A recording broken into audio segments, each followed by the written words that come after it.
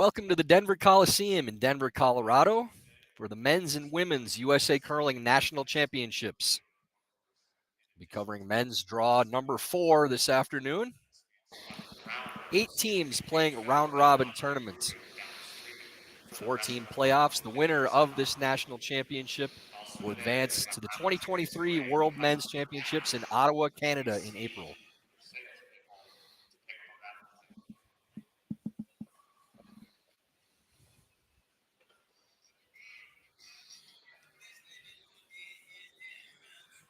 Coming to you live for this men's draw number 4, this is Tyler George, along with Olympic gold medalist coach Phil Drobnik.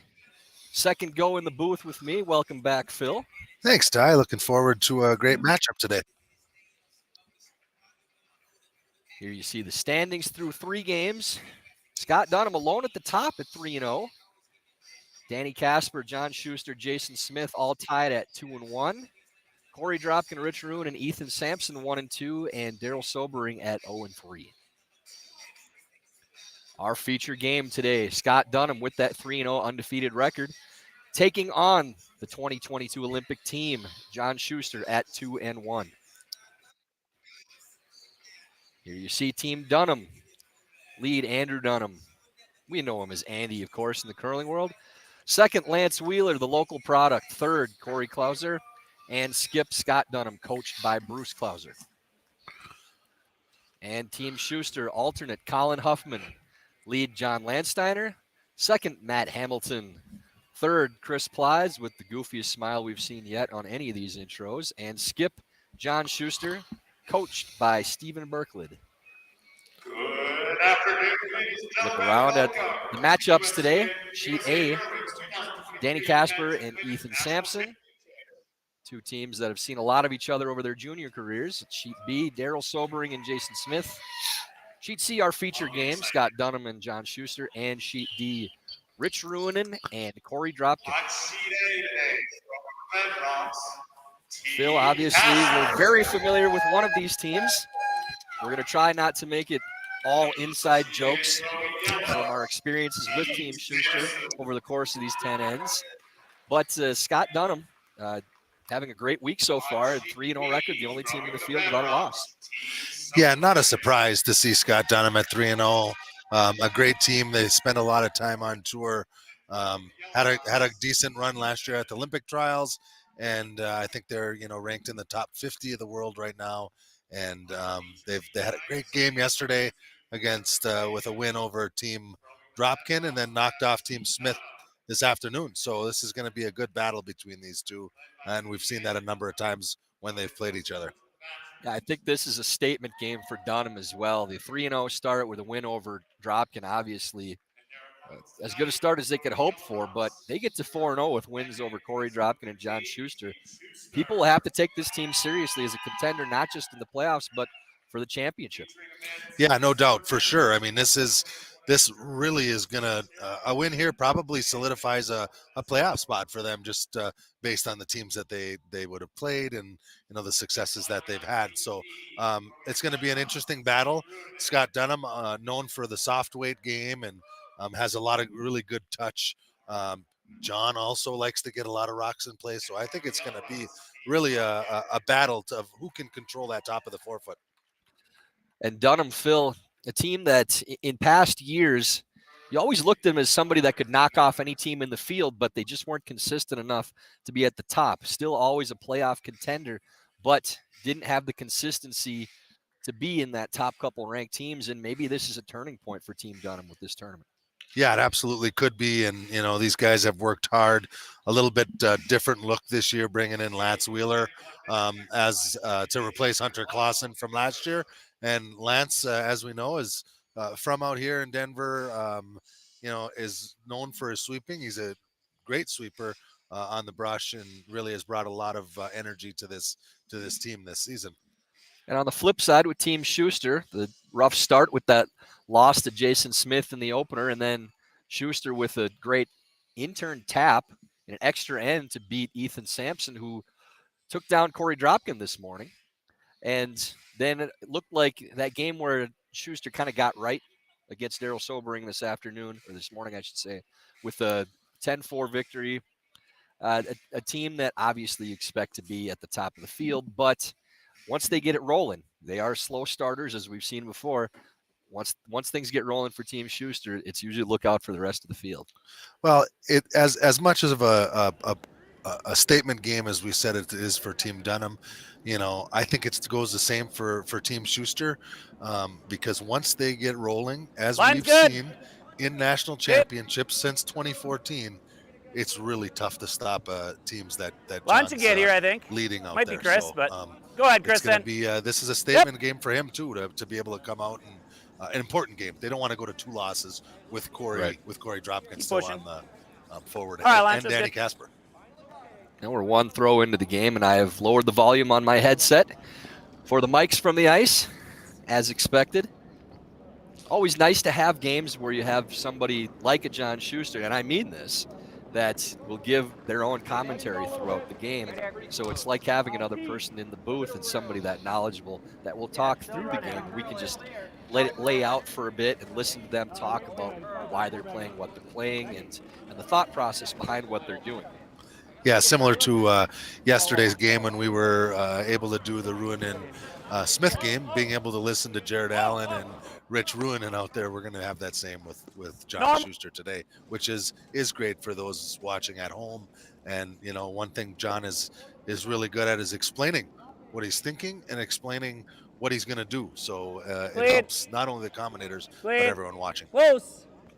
And a little bit of a conservative start from Dunnam, playing with the hammer, trying to take the game out to the wings, stay away from the center, and throwing Great throw into the house. See John trade hits, and something we looked at a lot with our squad too, Phil, with how they play the first end of games. And you always think you have a pretty good idea of where you're strongest until you look at the numbers. And when John and I looked at our first end numbers with Jerry Gertz, we always thought that we like to play aggressive early. Either getting a 2 with the hammer or possibly getting a steal was in our wheelhouse. And then we looked at the stats and realized it was the exact opposite.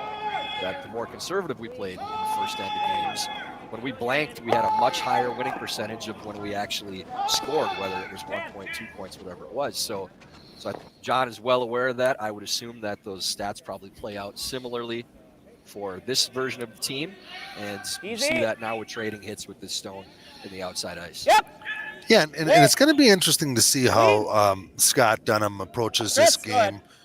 John's been known to be one of the better offensive skips in the world, really, over the last 10 years. And, Scott also being an offensive player, he had some successes a couple years ago against John, beating him a couple times. But John, I think, having the better edge definitely in trials the last time they've played a couple times and when they've faced on tour. So, what's Scott going to do different to try to get the best of John today? It's always an interesting question too when you're trying to raise your game to the level of the teams that you're trying to catch. Is there something you have to do differently, or is it something where you just need to get better? You need to get more reps. So you don't want to overanalyze and try to do things that your team isn't comfortable doing just because you feel like you need to push the action. I think that's something that we've seen with Corey Dropkin in a lot of the big games against John, that he feels like he has to do something extraordinary to beat him instead of just playing their game and executing. So I think Scott probably, especially with the start that we've seen playing to the wing, is content just to try to execute and take their chances where they get him and not force the action. Yeah, and I think that's a smart move by Scott. Being able to take advantage of opportunities is going to be key for him here. And, we'll see if he's able to get opportunities in which Shuster team shows up today. Because as we know, if John's team comes out swinging, they're traditionally a tough team to find that opportunity against.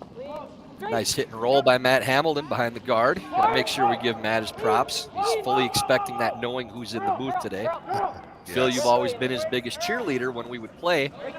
He would look up to you and get that fist bump in his hand.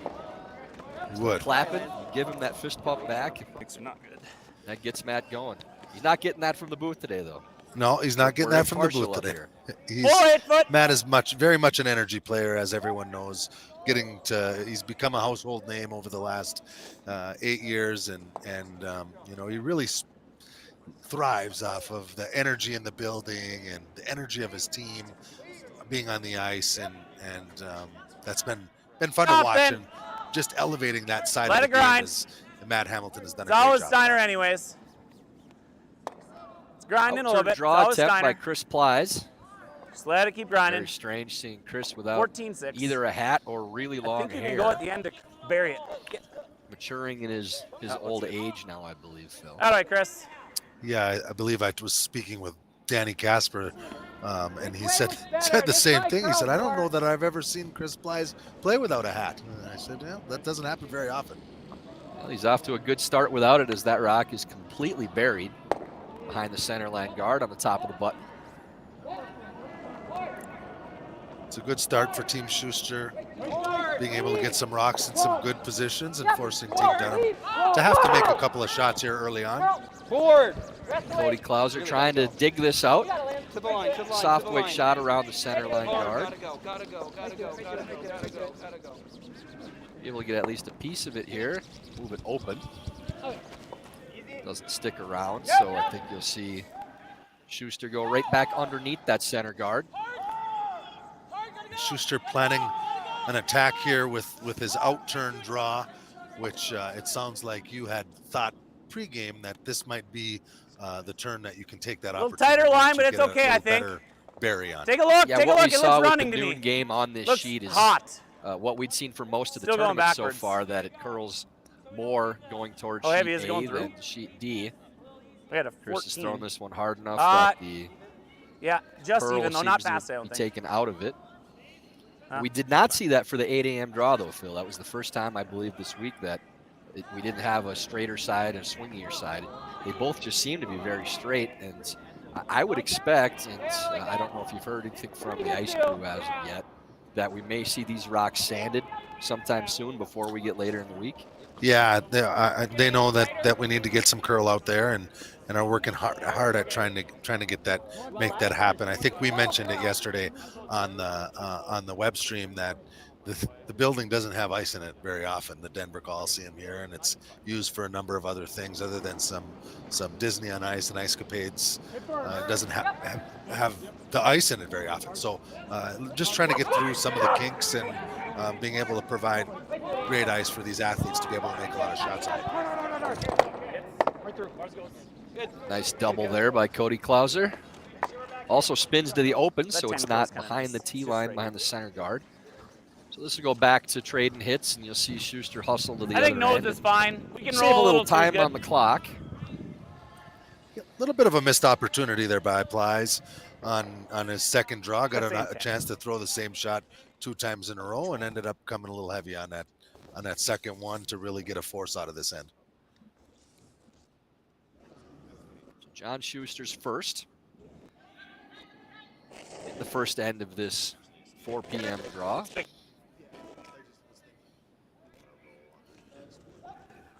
John Landsteiner cleaning this one down the sheet. A little bit of a sweep as it turns over a little. Maybe get a little roll under the guard. Good scrum. That comes out the other side, but switches the turn up. This will be Scott Dunnam's first of this game.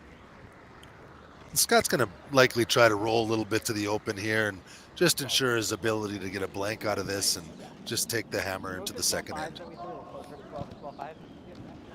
They got to, at this point, with practice and the first end, they'll have a pretty good feel for the ice and a pretty good feel for the curl on the ice, and likely see a few more rocks in play in the second end. Yeah, this end going according to plan for Dunnam, as that first draw that they threw to the outside rings was pretty good indication that they wanted to play this end open, get comfortable, not let Shuster congest the middle of the sheet. Phil, as you know well, that if John is controlling the game, he's first in, especially when it comes to getting into the forefoot first. And you can be sure that Dunnam is aware of that. I mean, let's take a little bit Doesn't safe want to room. let John control the action and end up chasing. Yeah, he's never traditionally not a skip that you want to be chasing, and And I think that if Dunnam tries to play to the wing again, we're likely going to see John really try to beat him to the forefoot. So opportunity here for Shuster to get a little hit and roll, get under the guard, and make Dunnam's blank a little bit more challenging. Throwing the out-turn head here. We'll see if a little bit tighter to the center if this rock does take any kind of turn. Keep Doesn't going. appear as though it's doing a whole lot right now. Something we've seen a lot of this week, sweeping to make the rock curl instead of sweeping to keep it straight.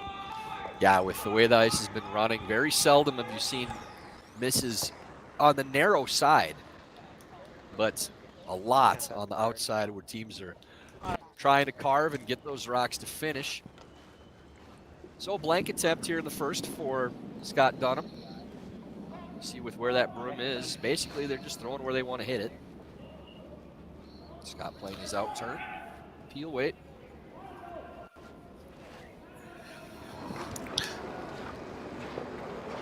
Like a good clean pretty throw off. from Dunnam. Yep. Clean. And that will be good enough for the blank.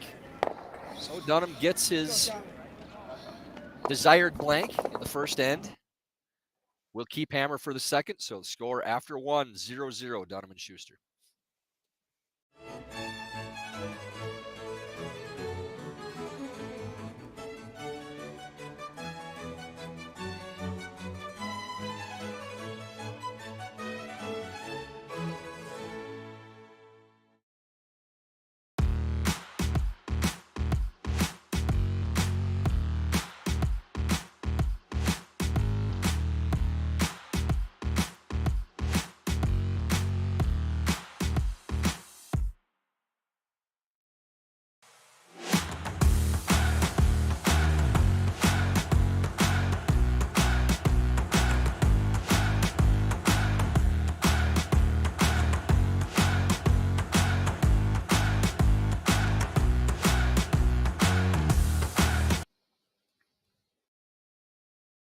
So the start of the second end. In this 4 p.m. draw between Scott Dunnam and John Shuster, and the start of the second end straight, means it's time Chris, to Chris. talk about Warm Room Hero. Straight side of anything, I think. Is your curling club I think website line's good, though. clunky and unworkable? Looks Are like you it's tired of your here. club relying on social media because your website just does not work for your members? 16-1. Finally, the curling management software your club has been waiting All right, for Lancer. is here. Check out Warm Room Hero at curling.club today. I kind of run out of clunky and unworkable jokes, Phil. Something about my out turn in the middle of the sheet sometimes. Pretty much my intern everywhere on the sheet. Everywhere on the sheet. Well, similar start, except for this time Dunnam's going to be going in and under and beat John, just what you talked about at the end of the last end. Yeah, and make no mistake, John feels like this is a game that they should win, that they're the better team. They're not going to let Dunnam shorten the game by trading out hits and blanking throughout. The first end, they're fine with getting comfortable with things in a 10-end game, but second end, you see Shuster not already in, going to the it's not off center the line. guard. That touches the center guard, but doesn't move it off. So both rocks will remain in play. One of those rare opportunities where we see a rock get touched on the center line and stays on the center line. Yeah. Good. 6, 7. Now with the no-tick Close for rule, line, I as guess, you but know, it's you still can't, good. Only line. cannot water remove that up. rock from the center Only line. line. Otherwise, it would Six. Skip has the option to At move least everything 7 back maybe. to the original positions. 14-8. And that is the case for the first 5 stones of the Go ahead, end. Matt. Touch that center line. Nice pair, Lancer, that boy. Nice draw from John Landsteiner. Out turn around the outside for the old southpaw. Yeah, not a surprise from one of the most reliable leads in the game over the last 15 years, 12 to 15 years. Really has found that, taken that role seriously and become a world-class player at the lead position. And so much of success at especially front end positions is accepting the role that you have on your team, doing the little things that you can to help your team succeed. And John is just as steady as they come. You know what you're getting with Steiner basically every game. Nice little split there by Team Dunnam. Getting one underneath the center, one into the Okay. 12-foot. Okay. I'd say for those young kids that are at home watching and want to have a role model and a front end player to look up to, John Landsteiner is definitely one of them. He just takes that role seriously and works hard at it. Whoa. Is Steiner, always go, slow that you. steady Go, person there. on the team. I would say that Matt Hamilton also a role Okay, model that's good. for front end Absolutely. players. Just depends on what you want that role to be. If you're looking at those two, what are you aiming for? Yeah, that's very true. That, That's but very true. might be worth just doing that. Everyone needs a John Landstein and everyone needs a Matt That's Hamilton, I right. guess. How much do you have? And I know we've said many times that we put that team together with a purpose, with specific personalities and specific positions, and having an energy guy like that and the details, shut your mouth and do your job type of guy like John Landsteiner. That's exactly how we drew that up, and you get exactly what you need out of those positions. Yeah, absolutely. Local hero Lance Wheeler playing a slash peel here, trying to open up the center.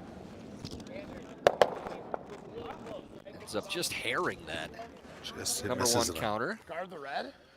So Shuster Just now missed sitting enough. 3, I like Phil, this but guard. 2 in the That 12s. was my And the gut. center guard is now Yeah, I Dunnam think that's Stone. better. I Okay. wouldn't be surprised to see John Okay. throw a high guard In front here. of- Just I think in front of this one. he doesn't want Dunnam to be able to run that redstone into the rings and open that front up. So by throwing the center guard, he's forcing Dunnam to likely have to peel in this situation, right? Yeah, and by design again from John, just keeping his opponent A chasing, little early if you can. putting stones in a position All right. where your opponent has to play to your rocks and can't attack. John will be very happy to get a cheap steal if he can, but a force in taking hammer and then change gears in the next end is probably the number one goal. In front of it. That is fine. That one over curls a little bit. Scott definitely think about what he wants to do. Does he play the double peel? Does he play the single peel? I think you might get some good action off of this redstone playing the double peel, shooting into that rock in the top of the 12-foot too. Hit maybe 3/4. I'd see a whole bunch of rocks moving around on this one from Lance Wheeler. Lance has been more known for his mixed doubles success in the past, but now a very strong front-end player for one of the top men's teams in the country. Had a good shot to open things up there by Lance. So John, still not disappointed with this setup because he's got 3 yellow stones in the rings, which just helps him to get that force. Yeah, still going according to plan for John. Rock in the 4-foot could be a cheap steal stone, but he's guarding and making Dunnam waste stones and trying to get that force and get hammer in the 3rd if possible. Here is Chris Plies on intern guard. Easy. I think we let it run. You can. Chris grips the Don't really stone want to, it's before all his 3. release. If he slid up the center Ready, line, so. you wouldn't have any idea which turn he was going to All throw when 3. he lets it go. No clue. Delaney Strauss. There's a Exact same thing. Yeah. number of those athletes that have gone to that. Patty Lank was one that Yep, used to be around it. like Yep. that as Go well. fully. There's just a lot of, just with that Alright. straight handle. And the great John Benton. Another Olympian sitting next Another to us. Yeah, Olympian. also does the same, John Benton. Well, Phil, Still- if you're throwing this one at home, you're going for the quad here, I think, right? Yeah, it out-turned down the middle, no easier shot. Yeah, this is, I wouldn't even put a broom down for you. Wouldn't be No. a point. Just let you Stand fire. on the back and catch the rocks. Yeah, I think they all might go, actually, too. I think that he definitely has a good opportunity here. Yep, 8.5. Slid deep. A little bit of a pop on that release. Maybe needed to get it to the line they wanted.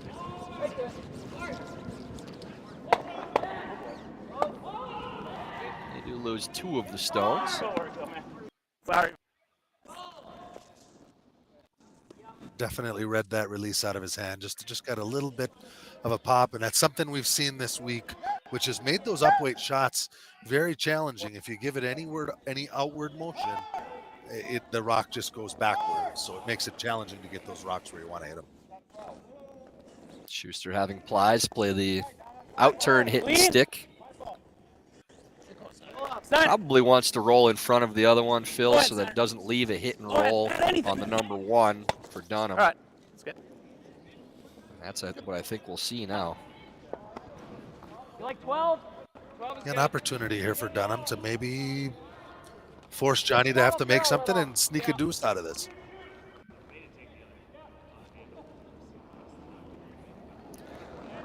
In-turn pass from Cody Klauser, his second stone of this end. Really would like to get that inside roll and force Schuster to play the run. 11-5.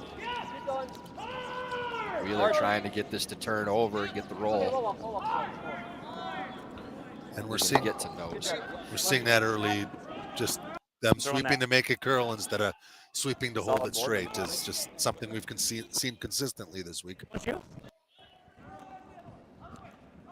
Yeah, I mean, nose is the totally throwers fine, so just don't are not cheat it. giving the sweepers much of a chance to have a lot of effect on these shots. A lot of that is where the broom placement has been too. Try to And throw board. I'll teams probably throw you guys. just refusing to believe it's as straight as it is.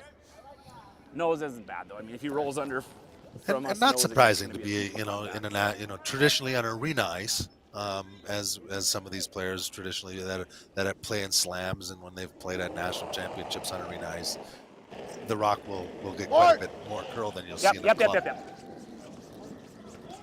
You heard Schuster Easy. say he doesn't mind nosing here. Close. He'd like to get the roll underneath, so if Dunnam doesn't have the roll himself. Oh!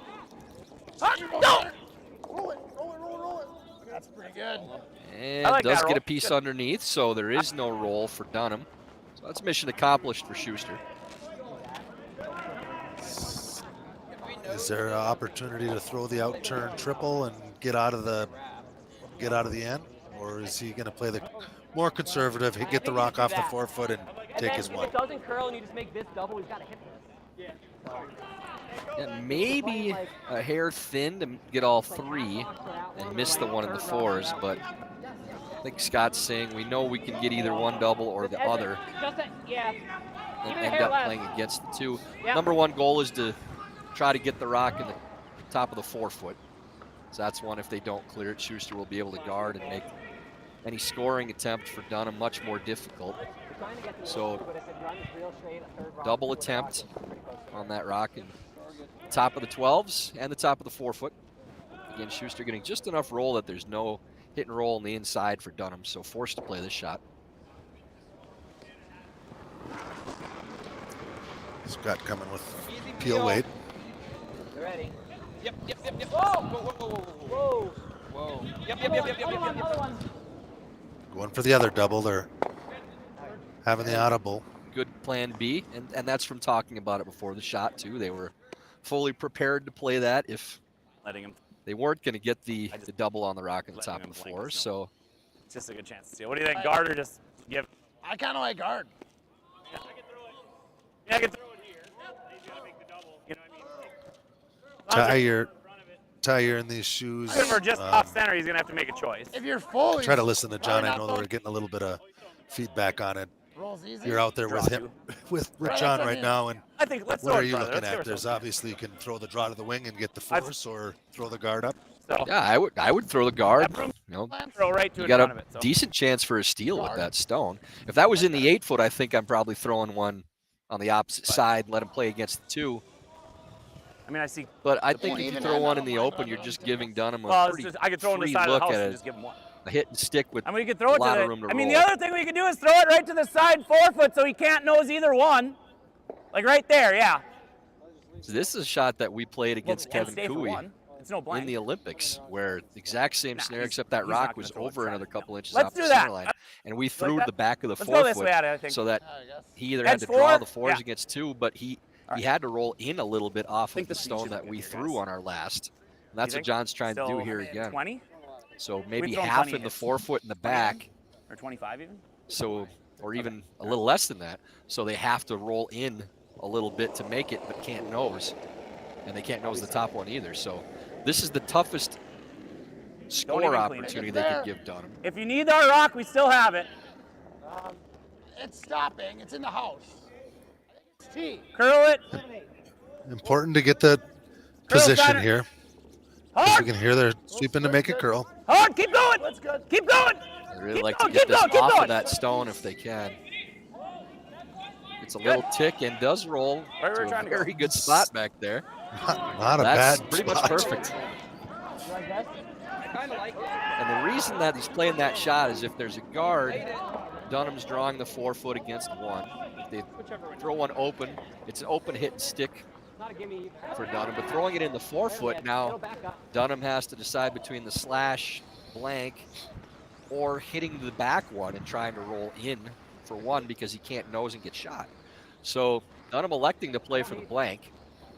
And I think this gives John every bit as good a steal chance as if they would have played the guard, if not more, and making Dunnam play a shot maybe he's not quite as comfortable with. Yeah, second end of the game, and Scott really pushing to shorten the game and try to get a blank here, trying to make this double and roll out of the rings and get a blank. Final stone of the second end. Scott Dunnam playing the double and roll out for a blank. It's very close on line. That's well done. Great shot by Scott Dunnam. So another blank. Starting off this marquee matchup between undefeated Scott Dunnam, 2-1 John Shuster. Score 0-0 after 2.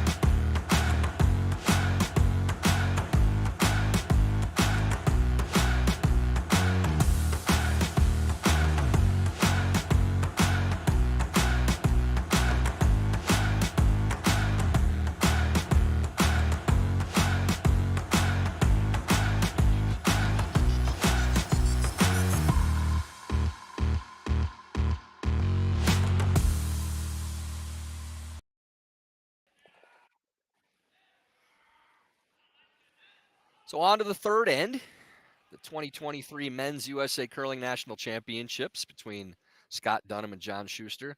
Tyler George and Phil Drobnik in the broadcast booth today. And Phil saw John trying to force the action a little bit more on Dunnam in the second. And My bad. still Scott able to clean things up and find a blank with a couple doubles on his last two stones. Yeah, Scott playing with confidence, playing well. I mean, clearly he is. He's undefeated. John trying to force the offense in this game because John feels like if he can play an offensive game, he can get the better end of Dunnam. A rare mistake by, we're going to say it was on Matt Hamilton as he apologized to Lance Steiner after that rock came to a stop. Actually swept that a little bit and ended up a biter in the rings. So Steiner's 100% game is out the window now. That's a wrap on that. As is Andy Dunnam's. Getting the and hit. Andy Times as well. Got to Getting get the- that out of the way early. Yeah.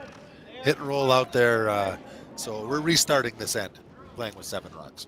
Yeah, and going back to a center guard now. I think Scott Dunnam is happy with that start as well, even though they rolled out. That they do want to shorten this game. And it's not because they don't feel like they can outplay John, but especially when you have a hammer, the more ends you can chop off and take away Schuster's chances to score multiple points, which he's going to attempt to do. You're really just making it into now an 8-end game instead of 10. Yeah, and we're going to see, I think, John force a little bit here to try to make sure that someone scores in this end. This one coasting a little bit on Dunnam. Starting to turn over a little bit now at the end.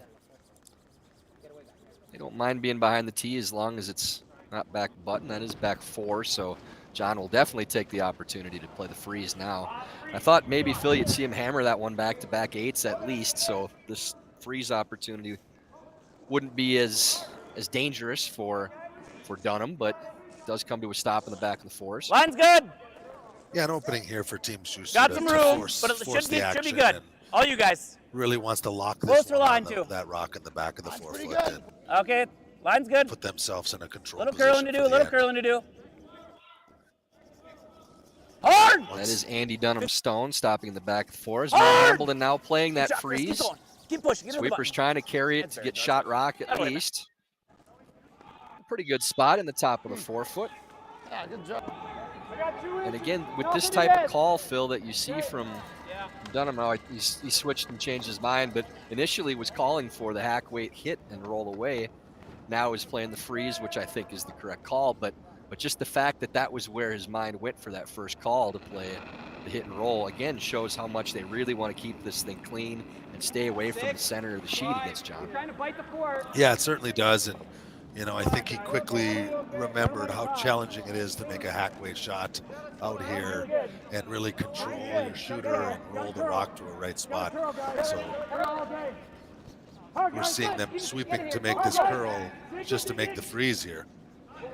Yeah, line doesn't look to be a problem. I think they actually overcooked it a little bit and got to nose. I'm not sure if that was intended, but that yellow stone of Lined up pretty good Schuster's for us. isn't You just going want to throw a anywhere guard? without moving it twice. Okay. As John I mean, says, yeah, why? I don't really want him to now? get 2 here, but so let's guard this side, I think. Tap it, all of a sudden there's. I don't think we want to tap it. No, I mean, that's good 100%. too. That just can't makes it tap it, easier you for them to clear. I think we cover this side out there. Yeah. This is really a dream scenario for Matt Hamilton too, with him and John being the only ones mic'd up for this 1-2. game. Now we get to hear that conversation between the two, and Matt's got a lot to say. I told him make sure that he talks to us up in the booth too, with having that mic on and only having 2 guys mic'd. You got to Are we make it past more this interesting one? for us.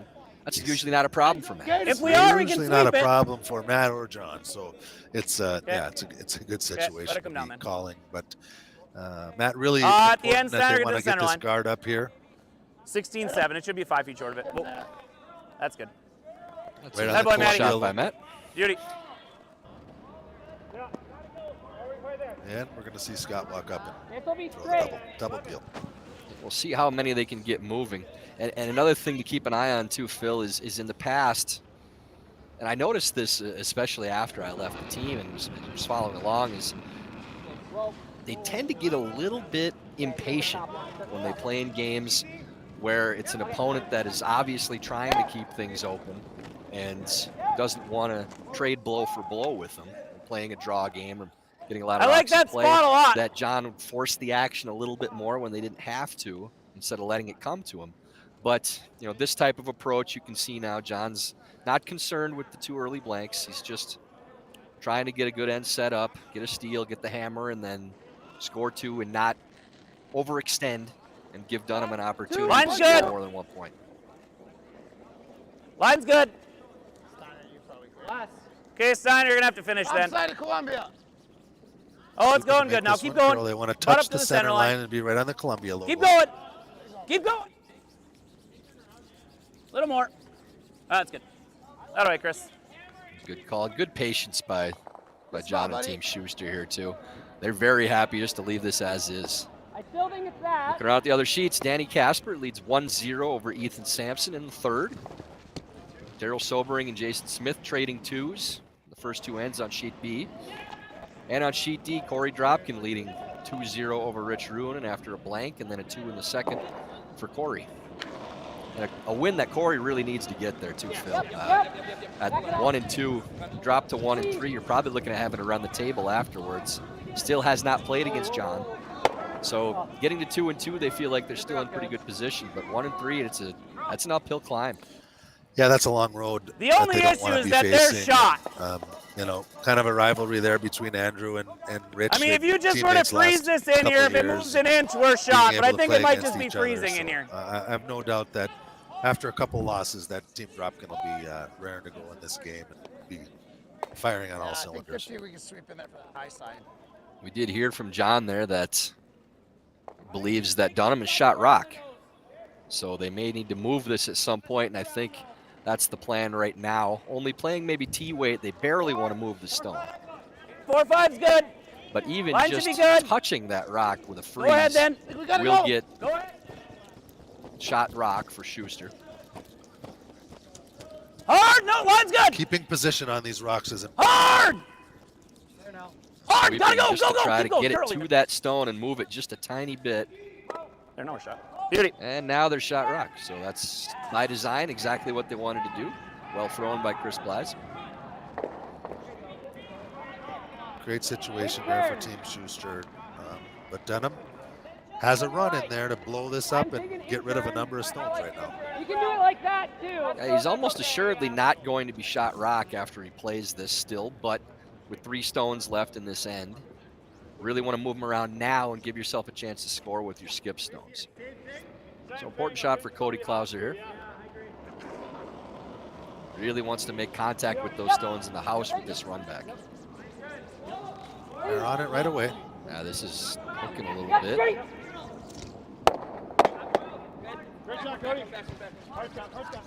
Actually spilled that one with the way it spun all the way to the outside and stays top 4.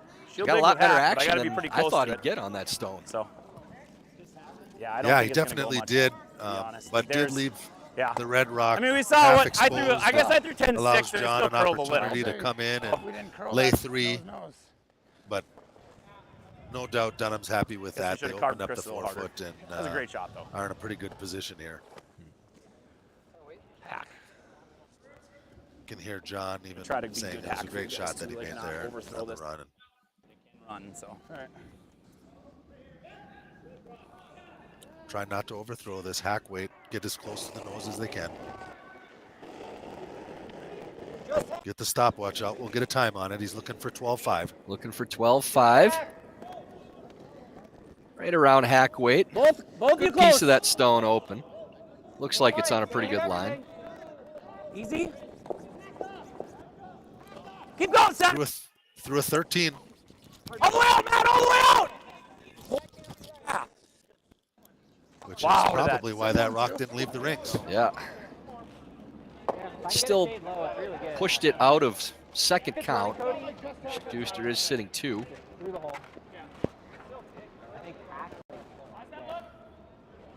But there is a chance here for Dunnam to be able to make a hit and roll, or at least get to the inside of that stone and lay 1 and 3, which is a pretty good setup if you're trying to score 2. Having a little bit of a issue with a choppy feed here. At the very least, we're going to give you a radio call if we don't have anything with the video, and we can tell you what's going on. Hopefully this gets settled quickly here. There will be, there we go, out-turn pass for Scott Dunnam. Yeah, if he can get this inside roll, then John might be forced to hit that back stone and just give Dunnam a chance for 2. Just hear him say he's shooting for a 12-9.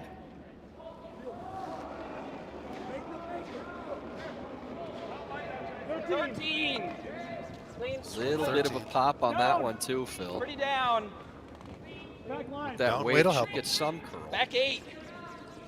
It's not going to be enough. They really got to go now. Right to it. Touch that guard. Whoa, whoa, whoa. Yeah, ends up wrecking. Just a little late on the sweep call. I think it had enough weight to make that shot.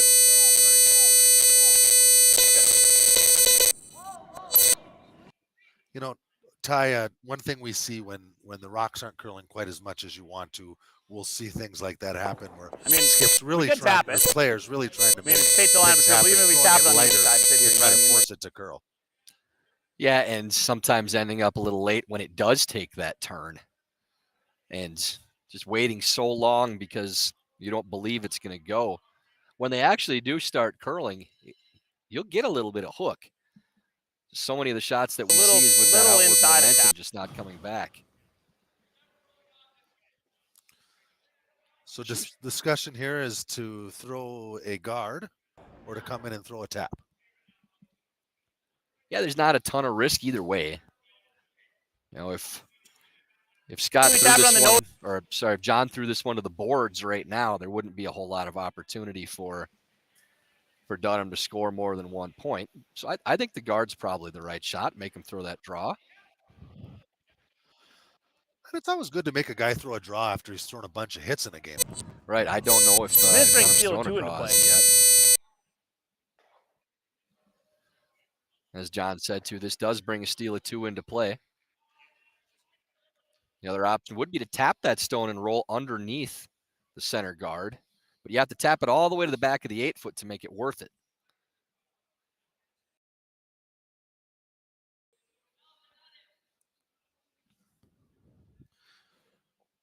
So Shuster playing the outturned guard. Like this, a couple feet out of the rings. Pretty tight though. Yeah, and I like this call, Ty. I mean, you're just forcing the other team to have to go and make a shot. They threw this guard a number of times this end. Yeah, I'm sure he's tempted to throw the nose tap there too, because even a double by Dunnam wouldn't have gotten shot Sure. rock.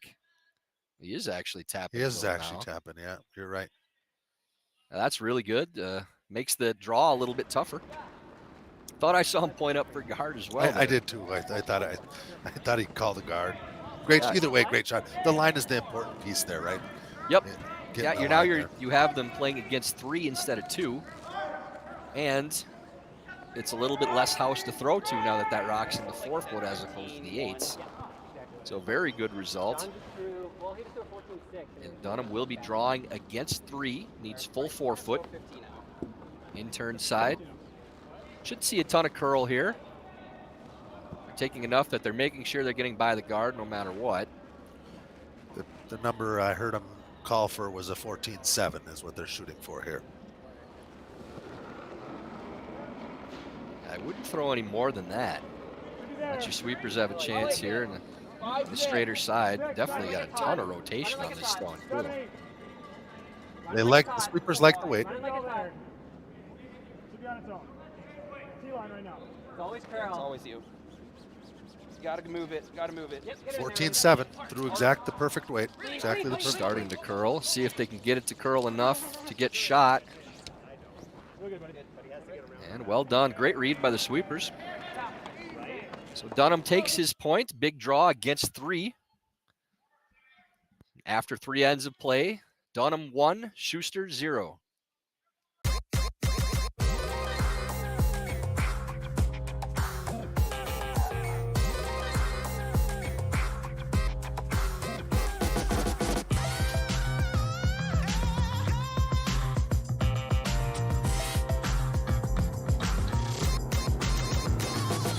Twin Cities Orthopedics is ready to go with more doctors, specialty services, and convenient urgent care locations. Ready, set, TCO.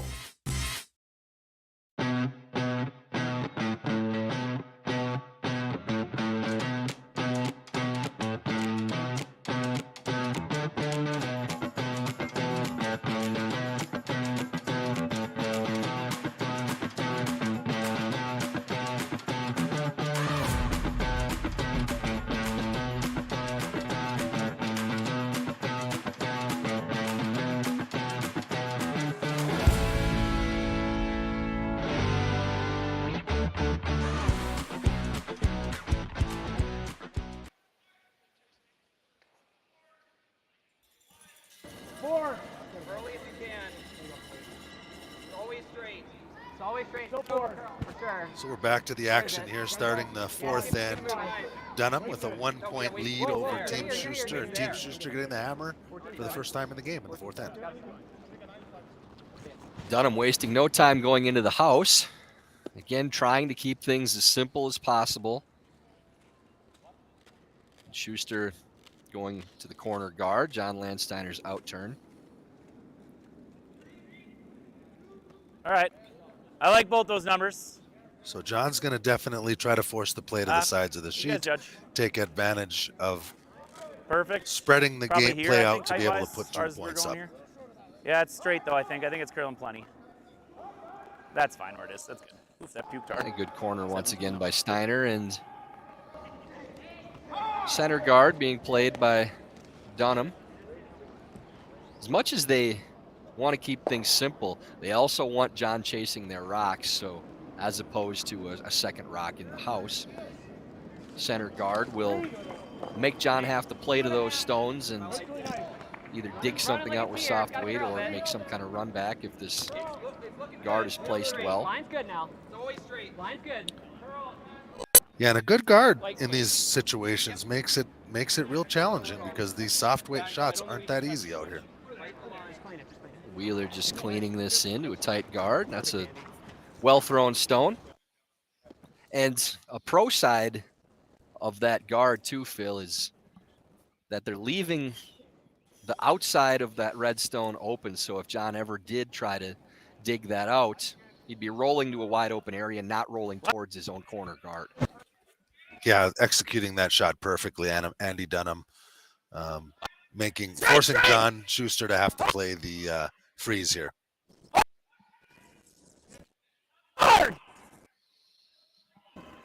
Freeze attempt.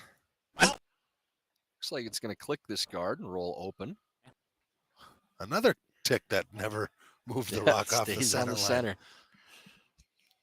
It does roll into the rings.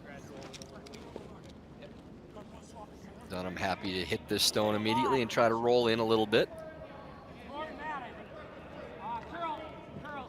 If they make this roll, Phil, I wouldn't be surprised at all to see John bailing already on this end and clearing the front. It's trying to keep his shooter in play, though, so they have two guards that they can use. Yeah, I agree. I think that we're going to see probably John open up the front and maybe try to roll for another corner guard. Get a cheap deuce here. Glancing around at the other sheets, Jason Smith taking 3 the third end to take a 5-2 lead on Daryl Sobering. Not a whole lot of action elsewhere to call. Ruinen takes 1 in the third to cut the lead to 2-1 for Dropkin. Casper and Sampson still 1-0 over on sheet A with Casper in the lead. Lance Wheeler rolling a little bit too far there, rolling over behind the corner and allowing John here to try to make a double with Matt Hamilton's rocks here and roll and stick it right behind the guard. Yeah, he'd like to accomplish a couple purposes with this shot. If they can make the double, they'll be underneath the center guard too, and also open up that corner guard to use possibly later on that draw path. Here is Matt Hamilton playing the in-turn inside out, cross out double.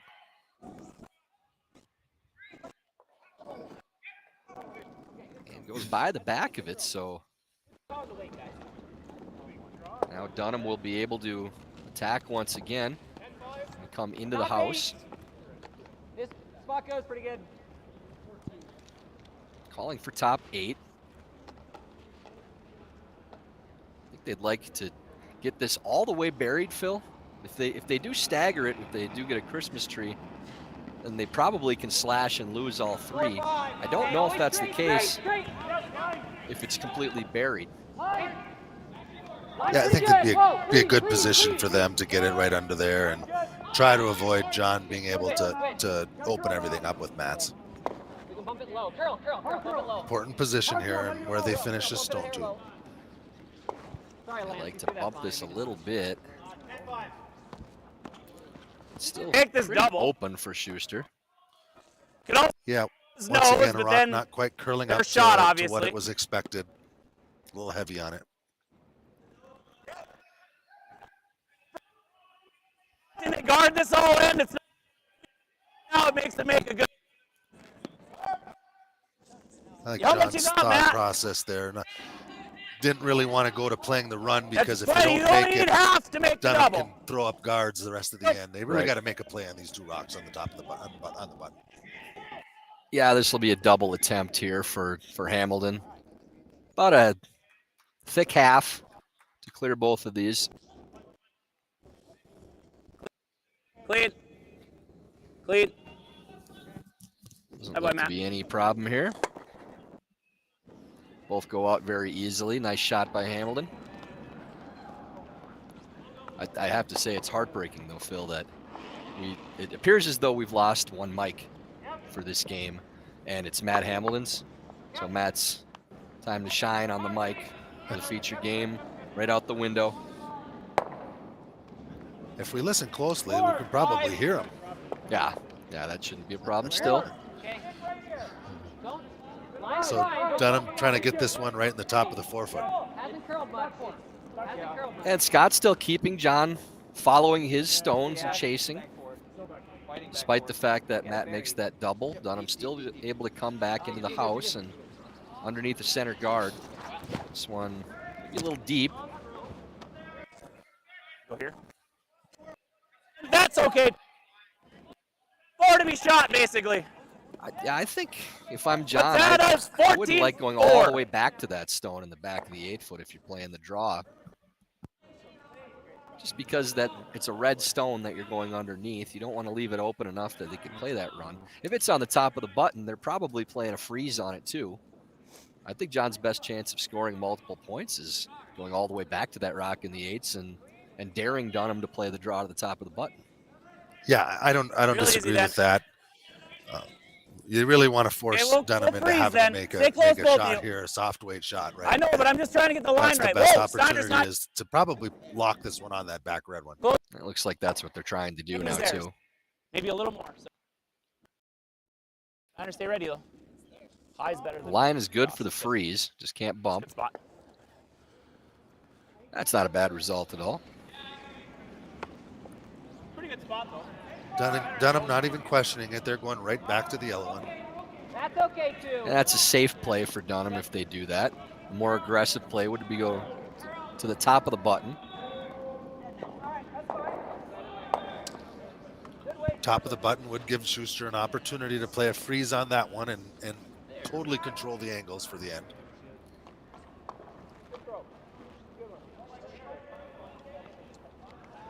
Cody Klauser now playing the refreeze to that yellow stone in the back of the 4-foot. Go left, okay? Don't jump it. Whoa, whoa. Heard Scott Dunnam yelling not to jump it. Never Andy. 5. Okay, Dunnam, good curl then. his brother Andy did get on that one a little early, and now they're trying to turn it over. But looks like it has to go for weight too. Whoa. It's going to stop short. Misjudged by the sweepers there on yelling a 5-6 and coming up as a 4.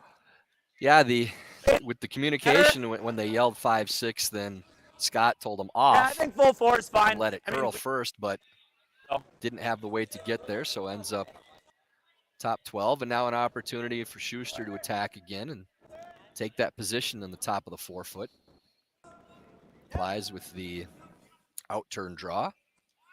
Room.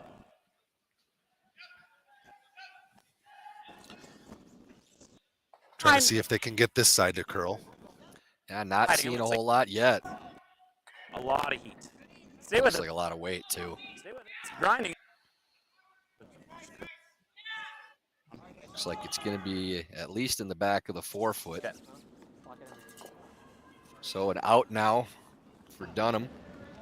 Yeah, Try to play the freeze or even to the button on this. All the way back for freeze would be a good result. They have a little margin for error. If they do tap those, creates a little bit more of a pocket yet. And not much of a way for Shuster to get rid of it. Important shot though. This is one that if you're Plies, you're a little frustrated that you missed the opportunity, but for Dunnam, if you do the same, if you click off this or wreck the guard, you may be looking at giving up 3. So very important draw for Scott Dunnam. Yeah, missed opportunity there, but an important shot for Dunnam to be able to put this in the right spot. All there. 8. Back 4. 8, 9. 9. Yelling 8-9 on a hand. Yeah, that's not what you want to hear. 8's not terrible. 9 would be a lot. Got pretty good line though, Ty. He's even sweeping to keep it straight right now. You're by. Gets by the guard. Just taps the yellow ones. That's what you got to get there. I mean, he just. So I think we kind of went. It ends up after that tap frozen on that stone. I mean, it's got to get all the way to the nose to get shot. So you give me one more. Really inch. with no choice but to follow and try to get to nose to get That shot was a rock. different line than Chris.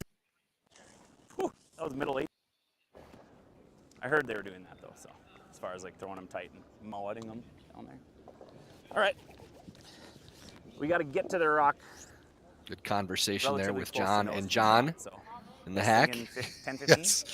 Yes, we've heard that a number of times over the years of John talking to John and reassuring himself of what he's seen.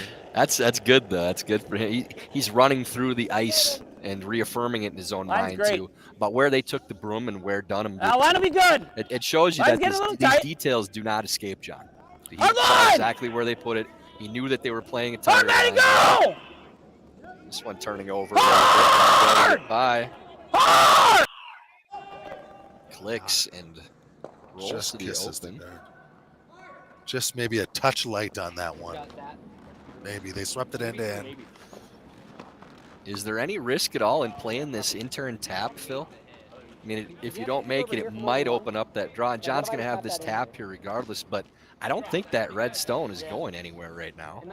No, it's a pretty good stone for them. I suppose the only risk would be if you play the tap and it comes all the way down to corner that red stone.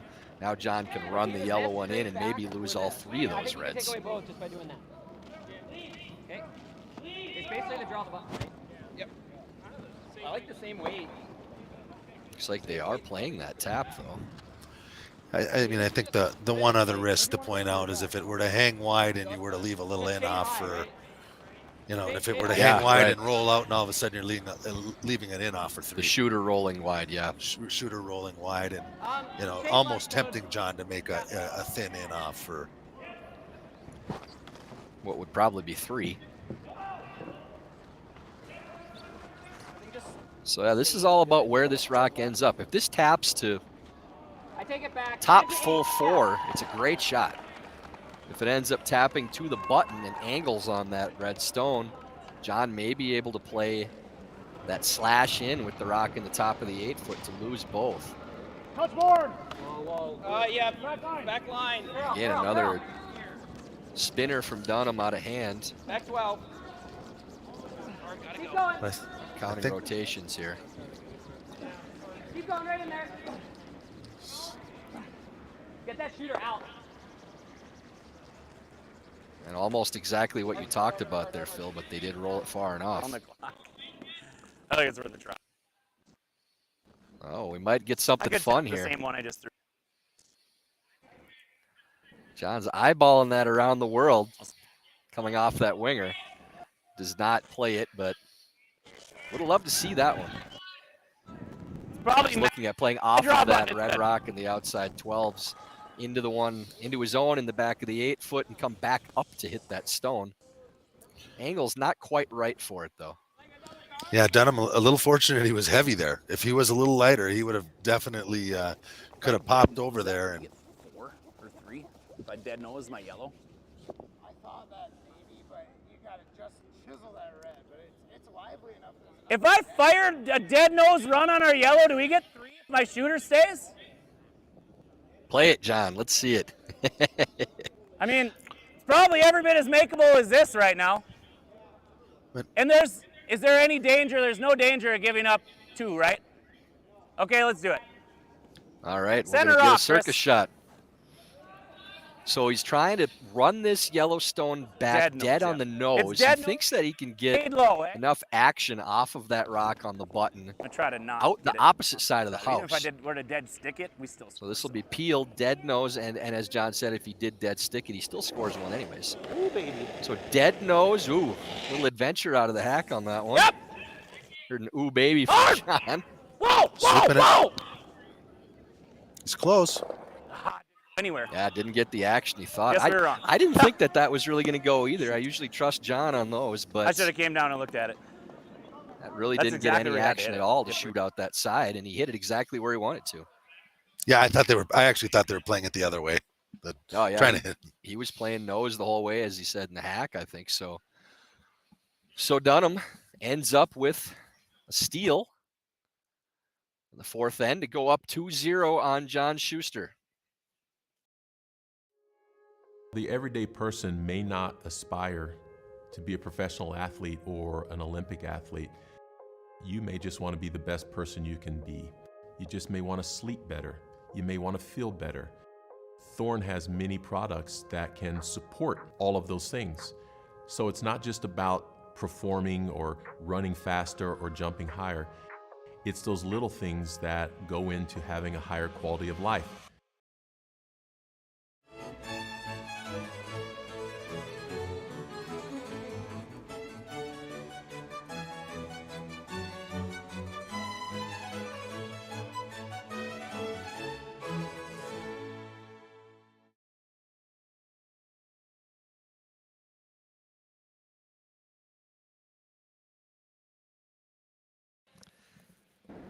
Fifth end here in draw number 4 of 2023 Men's USA Curling National Championships.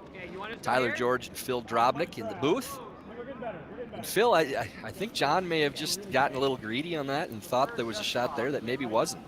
Yeah, I think you brought that up earlier in the broadcast about, John sometimes pressing when he's getting frustrated and not maybe getting enough opportunity to be able to get offense and score multiples. And, I think we saw that there. And it's out of it. Can't hit it if we're on nose. He gave up a steal. Okay. Yeah, taking a point there. I mean, and the draw wasn't an easy draw, so it's not like they gave up a simple 1 to tie. But thinking with Dunnam playing a little bit more conservatively for most of the game, that he might have had an opportunity to score a 3, but you heard John say he hit it right where he wanted to. And that stone just moved a foot over to the button, really didn't get the action that he was expecting. So maybe a little bit of impatience there, but no panic from this team. They've been in this spot countless times and only needed 2 to get it tied up. Yeah, it's going to be a battle of patience here, and being able to play the scoreboard and understand that, hey, let's just put up a 2, go to the break tied up, and win the second half of this game. See Dunnam calling for the guard here. So now with Shuster trying to drag the game out to the outside, Dunnam wants to protect the center. I can pretty much assure you, if this does end up being a guard, that Shuster will draw underneath that corner. Trying to get this one to finish up. Vance Wheeler really does a good job of getting leverage on his sweeps, Phil. He's not a big, bulky guy, obviously extremely fit, but does such a good job of getting the most out of each guys like this now? Sweeps. Yeah, he certainly does.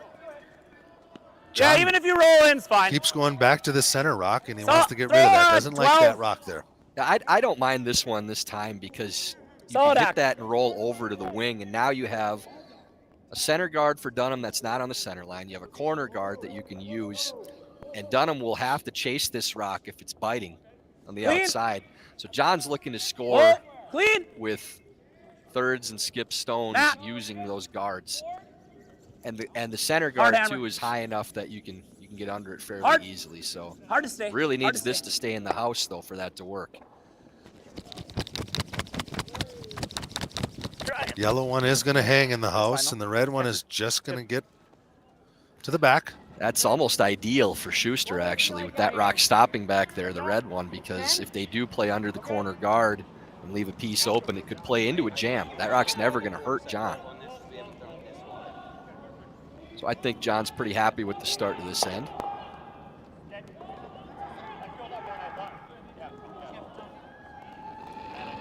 And a lot of this, Phil, is looking at the rock position of the guards.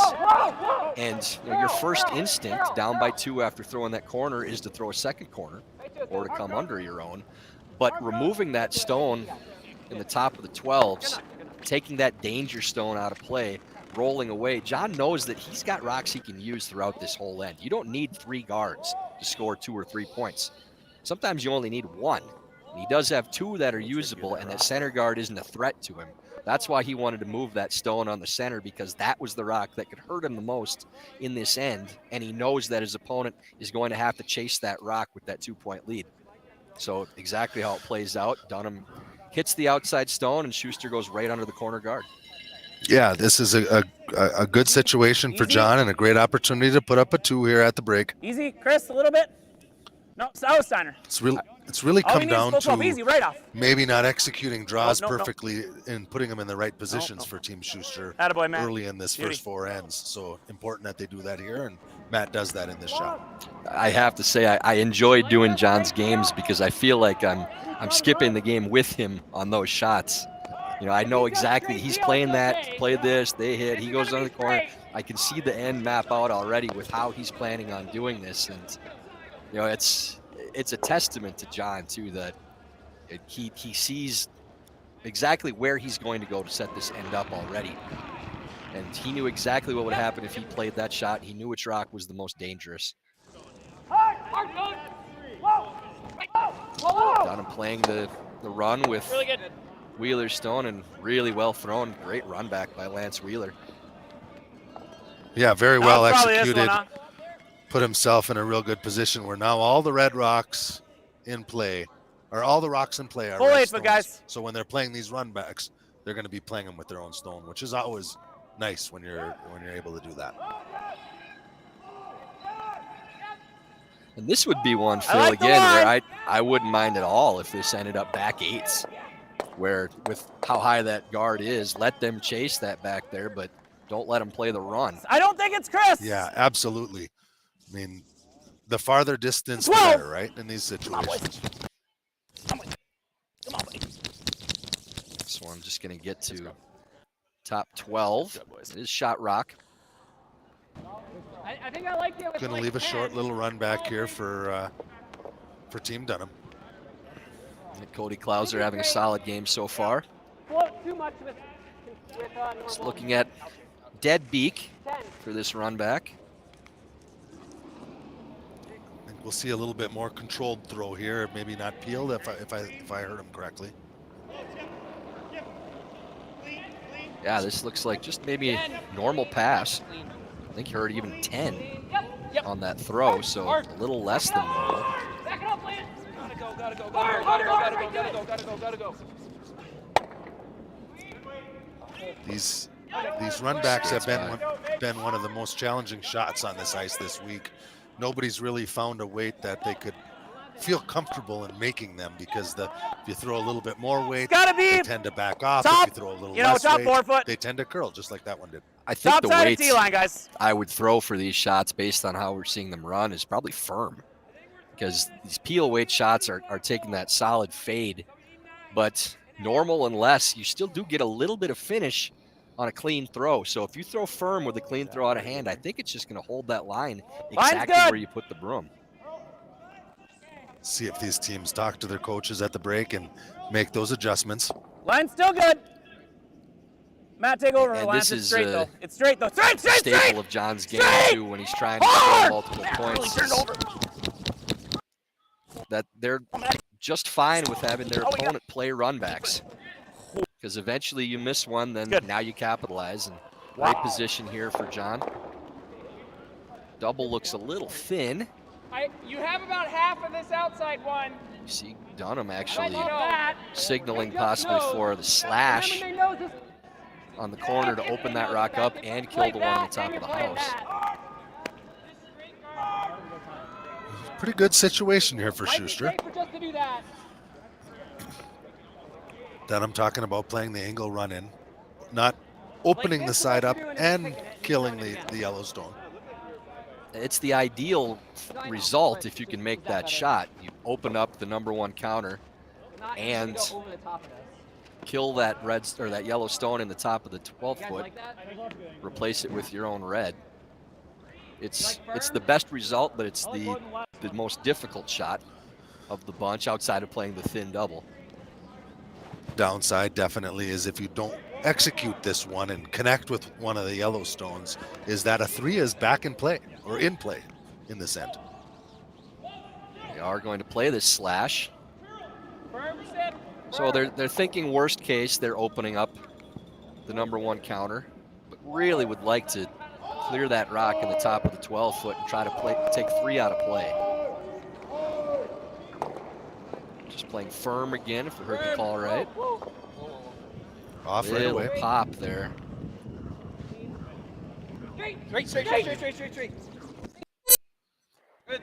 Perfect, coach. Pretty happy That's with really the well result. done. The only downside with that is it actually rolled a little under the center, which normally you would think would be a good thing, but if that rock stays open in the top of the 12-foot, John really can't play this in-turn draw around because it's such a short run. Yeah, the important piece of this shot is to just not leave a double, right, Ty? It's the keeping this rock above the tee line and not allowing the Dunnam team to play a double off the outside yellow one. Yeah, he's looking for top 4, even up with that rock in the top of the 8-foot. Doesn't necessarily need to even be buried, right? Or fully buried. Yeah, any piece underneath is good. Looks like this will completely bury. It is going to go deep. Schuster wisely sweeping it back, so there's no double opportunity. But that will allow Dunnam to play the hit and roll off the number 2 counter. Okay. Hard. Right there. You would have to like. I think you play this with a little bit of weight so that that jam probably doesn't dead stick. And that's what they're eyeballing now.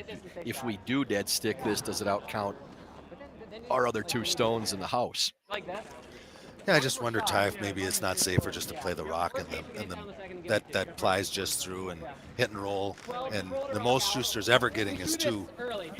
Yeah, and that's what they're looking at now. They're I only playing have like 2/3. safer, risk reward. I think I still like They'd like it. to stick on that stone and make John at least have to stick around on Like, yeah, his. 12, 12, 5. Maybe you can get lucky and get a rollout.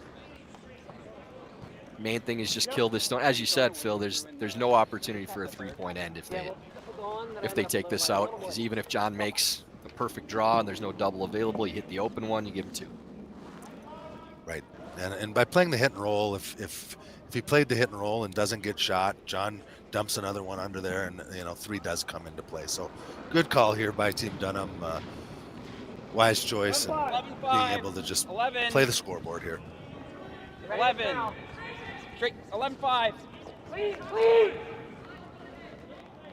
It's running a little bit now. Right to it. Seeing if they can get it to stick around. Just might have bruised it just a little bit with the sweep and ends up rolling out of Come off count. that anyways, it's almost. If I knew how to get there, I would go there. But I don't really know how to go. Like I don't know with that rock here, like how to get here. I think that's still good. So, yeah. I mean, yours ran out of line quick, but I think I can make sure I'm all the way out there with it. I mean, you can take Now a that little. there's I think 2 speed's good out stones there. to jam on over there, I think this is why John is going We know undercover. speed's good all the again. way out there because Scott threw that one out there. It was a 14-7 Yeah, on TT line. I like this call. I think John's got this is John's intern. I think Need a big chunk of the as 8 he stated, this is going to run down the sheet a little bit in the Like 15, beginning, you say? and put say something out 15? there and really make Scott think about what to play here.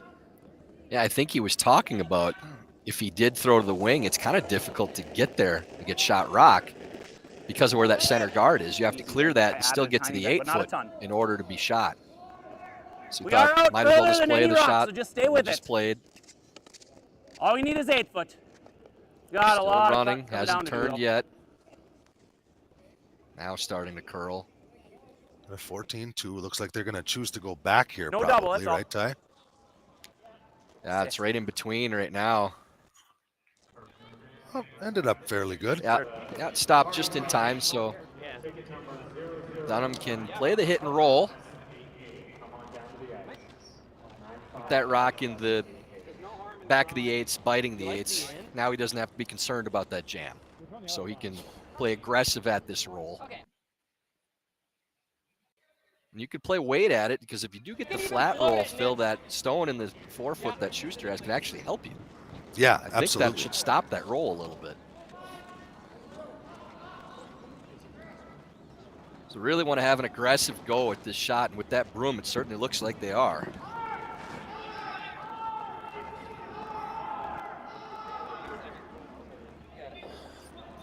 All right. Out turn, peel weight. See if Scott can make John have to make something challenging on his last. Scott's made some big ones already in this game. This would be huge if he could get this roll and force John into a tough shot. Really trying to back it out. Just a little too thin, and Schuster will have a draw to the 8-foot for 2. And as we talked about, Phil, the patience, not overextending. They did a little bit in the 4th with giving up that steal, but play 5 ends. You don't score until the 5th. It's still tied at the break if he makes this draw. A little more, Chris. Yeah, and if you're Team Schuster and you're able to execute this, you got to feel pretty good about being able to tie the game. But if you're Team Dunnam, you got to feel pretty good about being able to dictate play. He's done a great job with that. Final stone of the first half of this game. Oh, right John off. Schuster just throwing a draw to the 8-foot. Heard a little heavy out of Landsteiner, out of John's hand. This one looks like a little more than the last one. Revving out heavier than the last one, but we're out wide. Definitely didn't take a turn until later in the shot, but Hamilton feels pretty safe with this one. So it was a little more. Yeah, it was a little heavy. Good end for Team Schuster. We have reached the 5th end break, which means the break is brought to you by Warm Room Hero, the intuitive curling club software that takes the stress out of schedules, registrations, and more. Warm Room Hero, a platform built for curlers by curlers. Check out Warm Room Hero at curling.club today.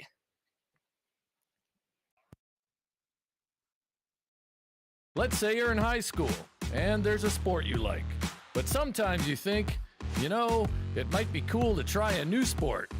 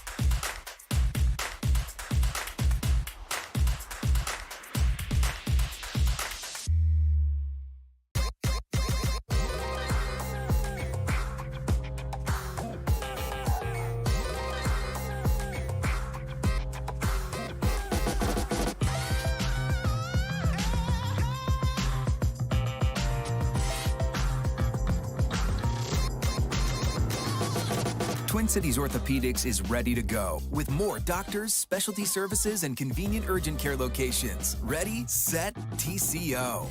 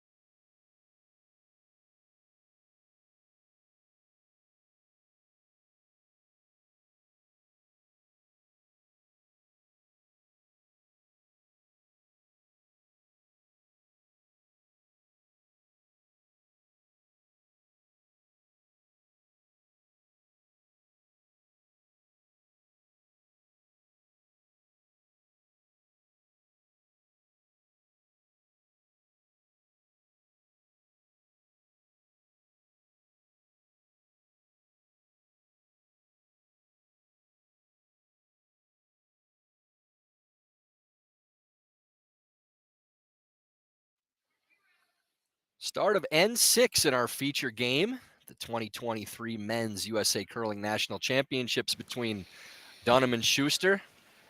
John Landsteiner getting us started in the second half. It's always faster after the break, John, after they run that mop. The 2-2 score, Phil. If you're coaching these teams, what do you have to tell them after the break? Kind of two different mentalities after the end, I think, of that fifth end. Well, easier to go with Team Schuster first for me because I've been there on that one. And, just talking about patience as we've been talking about here in the booth and really taking advantage of opportunities that Team Dunnam gives them. Team Dunnam is playing great right now. So if they do get a miss, they really have to make them pay for that. And then on the flip side, if you're Team Dunnam, he's doing a great job of dictating play. He's really forcing John to have to play more of his style, which he's wanting to do. And other than the fifth end, of course, but to really keep doing what he's doing and continue to put points on the board. I think if you're Team Dunnam, you're happy that you've dictated the action as much as you have. If you're Team Schuster, I think you're satisfied. The fact that you maybe didn't play as sharp a 5 as you'd like. You're kind of chasing in a few ends here and there, but you're tied up. You know you can play better, and you have a tie score. Yeah, exactly. I mean, I think, for sure Team Schuster is satisfied, but know they have a lot more to offer. So we'll see if they can bring a little bit more in this second half and how Dunnam will respond. Danny Casper opening the scoring up on sheet A after a 2 in the fourth, a steal of 2 in the fifth. They lead Ethan Sampson 5-1. Sheet B, Daryl Sobering trying to climb back in, gets a point in the fifth and trails 5-3 to Jason Smith. Smith will have hammer in the sixth. And on sheet D, Corey Dropkin with a draw against a couple points in the fifth end to take their single and lead Ruin in 3-1 at the break. As we talked about, a much needed game for Team Dropkin to have to come out and get a win here and even their record after 4 games in the round robin. And what that scoreboard tells me, Phil, with the 3-1 lead for Dropkin after 5 is that they're not overcomplicating that game. They feel like they're a more talented team. They're just playing to out-execute, keeping the lead. Only scored 3 points in this game, but they know they don't need to do much more in order to win that game. Ty, I think back to, when we played together and we had Al Hackner coaching us, when the ice was challenging, he would always tell our team to make sure we keep it simple.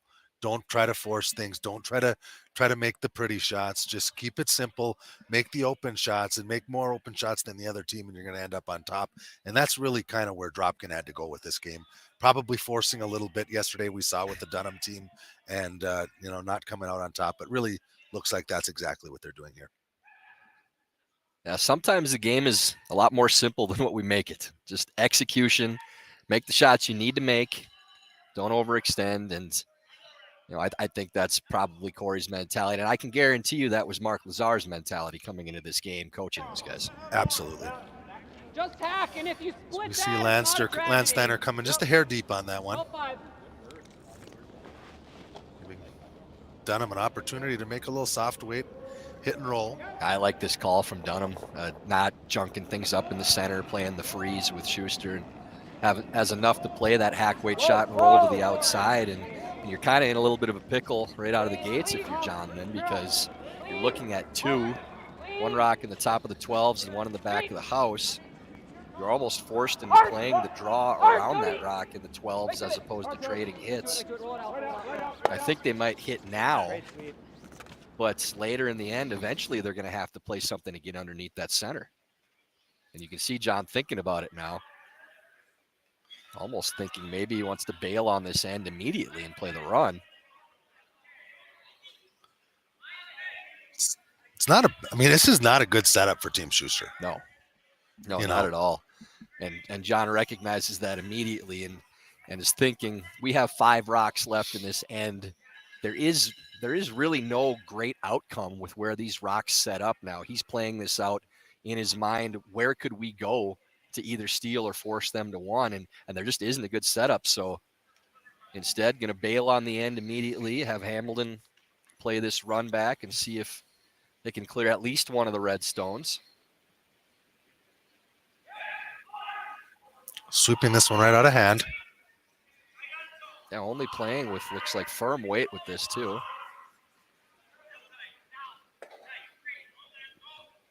And not only does it miss that stone, but now rolls to a corner guard. So if you're Scott Dunnam, you couldn't ask for a better start to this end. You have 2 in the house and 1 corner guard, and you're throwing with hammer. Pretty good, if anything, like 2 feet slow. Okay, good. Yeah, I definitely would be very happy with the setup if it was me in this situation. Yeah. You know, you've got everything you want. And it's funny how the placement too of that second stone from Landsteiner changes the end around completely, where because that poked out a little bit and Dunnam was able to play the hit and roll to the wing, as opposed to if that rock's top 4, top button, Dunnam has to follow and play a freeze, or even split his own stone that's in the top of the 12 foot. Clean, you're here. Easy, guys, easy. It's always curl. Looks heavy. Lance Wheeler playing this intern draw around the outside of the corner guard, like this to stop just north of the tee line. Ends up going behind. John really having to make a play on these stones, because if he doesn't, he leaves those 2 rocks behind the corner guard and buried if he tries to make a play on the rock in the center line. So going to throw the freeze here. And there really isn't a good play with a hit with where these rocks line up. If you did slash that yellow stone or that red stone on the top of the 12 foot into the other 2, the best you're doing is clearing 2, and Dunnam's coming right back under that corner guard to sit 2 anyways. So Shuster playing the freeze with Plies is first. Coming all the way around the outside. Looks like they're trying to get this to turn over a little bit. Still needs to curl and can't bounce on this line. Does bounce a little bit. Looks like Dunnam is sitting You don't even need to 1. move it. You could just do that. Yeah, I think that's the right shot. If you can get a rock in the top of the 8s, close to 4s on that line, there aren't very many places for Shuster to go, Phil. 14-7. No, and Team Shuster really struggling to get Plies' rocks in the right position on those draws, and leaving openings for Team Dunnam to take opportunities here. Good chance to put up a 2 here. 8. Yeah, I think if Line only. Klauser makes this draw, then 2 is the minimum that they're looking at scoring. Gotta go. Hard, you got it hard. Really need to get this by. Oh, it just ticks the guard. We don't want to pocket. You don't want to leave a pocket. Talk about a shot that could turn an end around. Much different setup now. So freeze attempt again for Plies with a whole bunch of options on how to get there with these stones to play off of. Really need to make this one now. How much did you like this opportunity, Ty, as a player, to be able to throw back-to-back shots? It's, just learn from your first one and be able to throw the same shot twice. Sometimes it depended on the shot, because if you thought you threw one good and it didn't do what you wanted it to do, then you're kind of scratching your head back on the next That's one. very true. How do I need to throw this to make it? Looks like that won't be a problem for Chris. Did figure out that line, didn't get shot, but did put the rock in a good position. It's definitely not where they wanted it. They wanted it frozen in the back there, but still in a fairly decent spot there for Team Shuster. Second shot and then above the tee.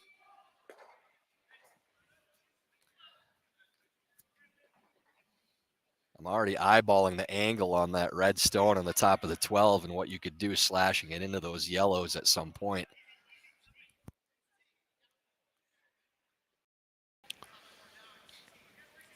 Dunnam playing another freeze in here.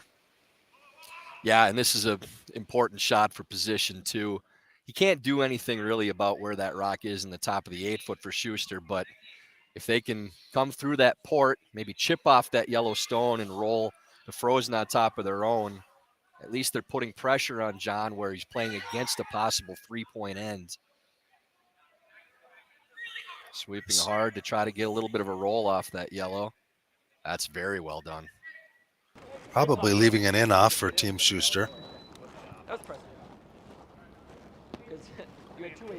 Seen how many maybe he can get rid of.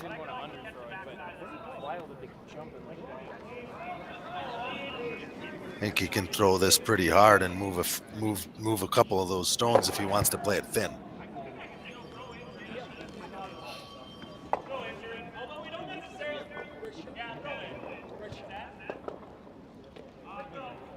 Don't necessarily, is there enough space? Oh yeah, there is enough space to throw the intern here.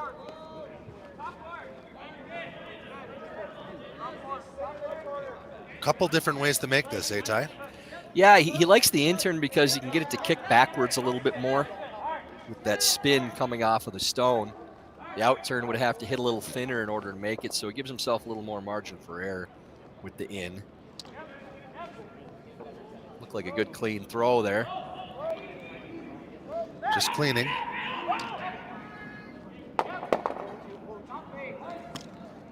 That's a pretty good result for Shuster. Really nice shot. That yellow stone ended up.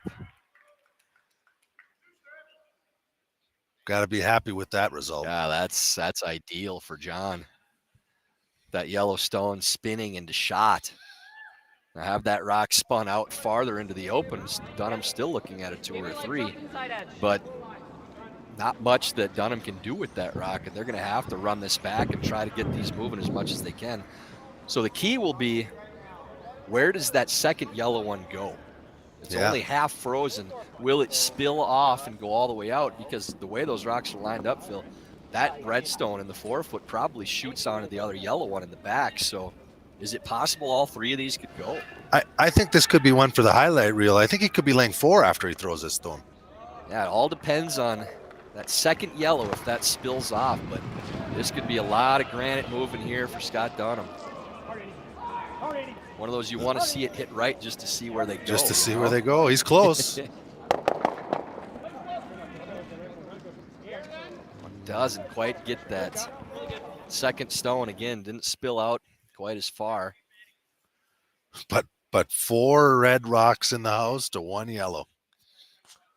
And the good thing for Team Shuster is there really isn't a great way to get to that stone outside of the intern bump. You know, they could maybe throw a heater off of their own in the back of the 8-foot, but you're losing 2 of your own stones to do it. And very likely John's going to have another one in the 4-foot after this throw. So now it's all about where is the best place for this stone, Phil? So he's looking at a couple different options. One would be just to come to that outside red one, play a little tap on it and get 2 rocks in there that way. And another one is to throw the intern, draw under there, but you got to just be careful on where you put it so you don't leave a run double. Yeah, that is the danger of playing this intern draw is you have to get it to finish. Because if it sticks out, you can somehow get rid of both. Could throw the outturn draw.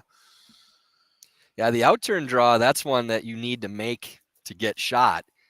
Because if you don't, then the intern bump is all by itself for a pile.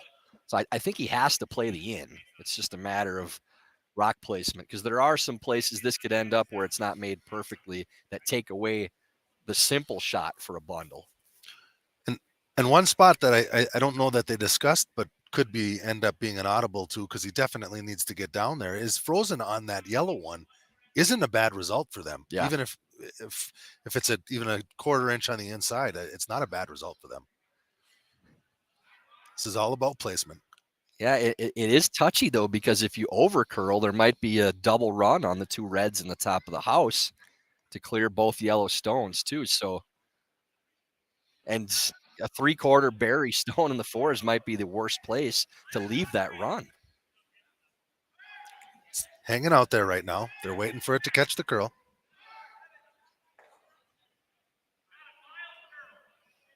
Your Schuster saying it has a mile to curl still.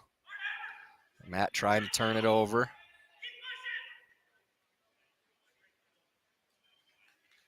And is that double run there now, Phil? Red, red, yellow, yellow.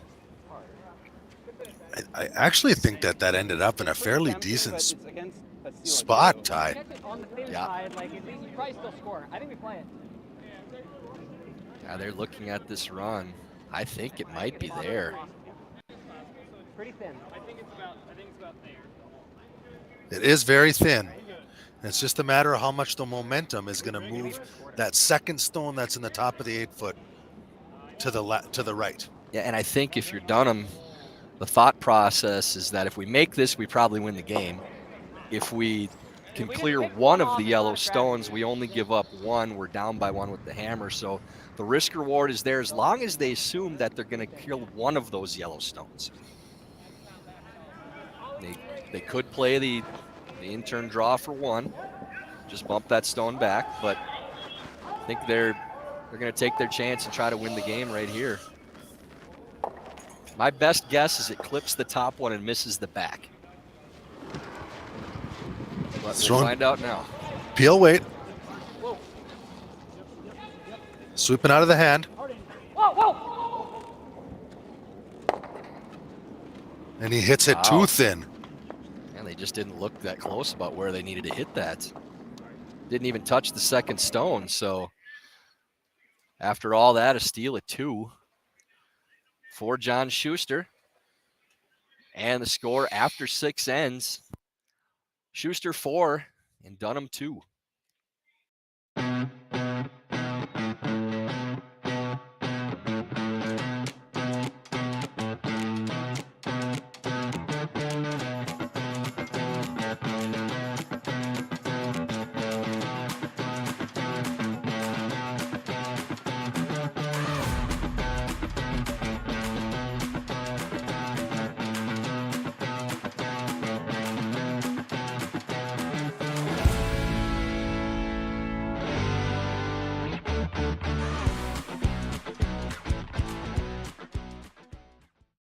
Just because you're not a professional athlete doesn't mean that you should accept less. The beauty about what Thorn does is our product quality is the same whether they're in the athletic line or whether they're just for the everyday person. Thorn has kept true to never compromising on quality, never compromising on efficacy, never compromising on safety for not only athletes but for everyone who would use their products.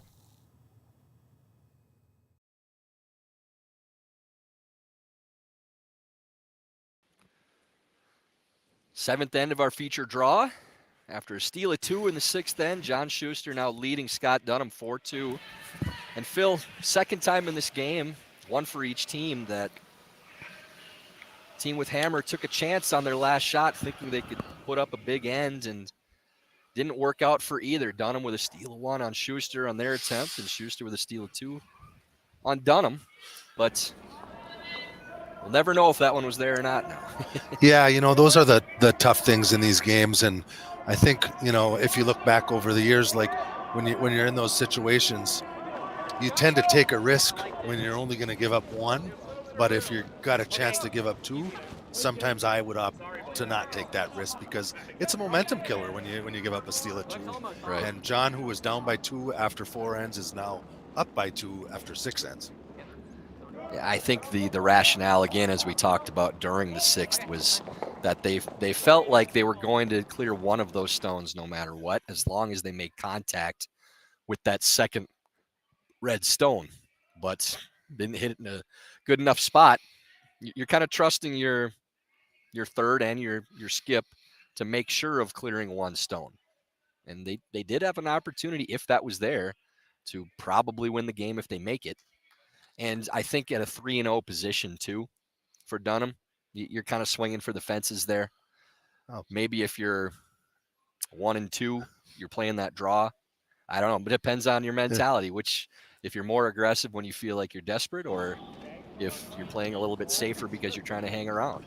Yeah, that's an interesting way to say it. And I think you're probably right, though. Like Team Dunnam's 3-0, and they got a chance to knock Team Shuster, the 2022 Olympic team and 2018 Olympic team, out. Like, I mean, down to 2 losses, and they still have to play a drop game. So got to props to them for taking the chance, but it didn't work out for them. And now let's see how they can battle back when they're against the 8-ball here. Yeah, and this is more where Shuster wants to be with that lead, and now having Dunnam chasing their stones, and Dunnam can't play the style that they were playing earlier in the game, where they're just trying to make sure that Shuster was chasing their rocks, not giving them an opportunity to score. Now it's Dunnam that has to push and make up this 2-point deficit. With 4 ends to play, you're not an all-out have to get 2 mode here in the 7th, but it's definitely your number 1 goal, and you're not content with getting forced to 1. And John's team has to sharpen up a little bit on the execution. They haven't been able to put rocks exactly where they've wanted to, so that they definitely have to sharpen up on the execution. Yeah, not great rock placement on that one either. Now Dunnam with a chance to maybe set something up again. When we look at scores across the board, Sampson takes 1 in the 6th end. Casper leads by 3 with Hammer in the 7th. Sheet B, Smith puts up another 3-point end and now leads 8-3 over Daryl Sobering. And on sheet D, after a blank in the 6th, Corey Dropkins still leads Rich Ruin 3-1. Okay, then you want to play like see hack. a few more rocks in play in sheet 7 over there. I think we're probably going to end up with a score on sheet D. But it does look like most of those stones are yellow stones, Phil. That would be Corey Dropkins. I think there's one red one in the back of the back of the 4-foot. But yeah, not a great situation for Team Ruin. Straight. Lead. Lead. Lance Wheeler's first stone of this 7th end. A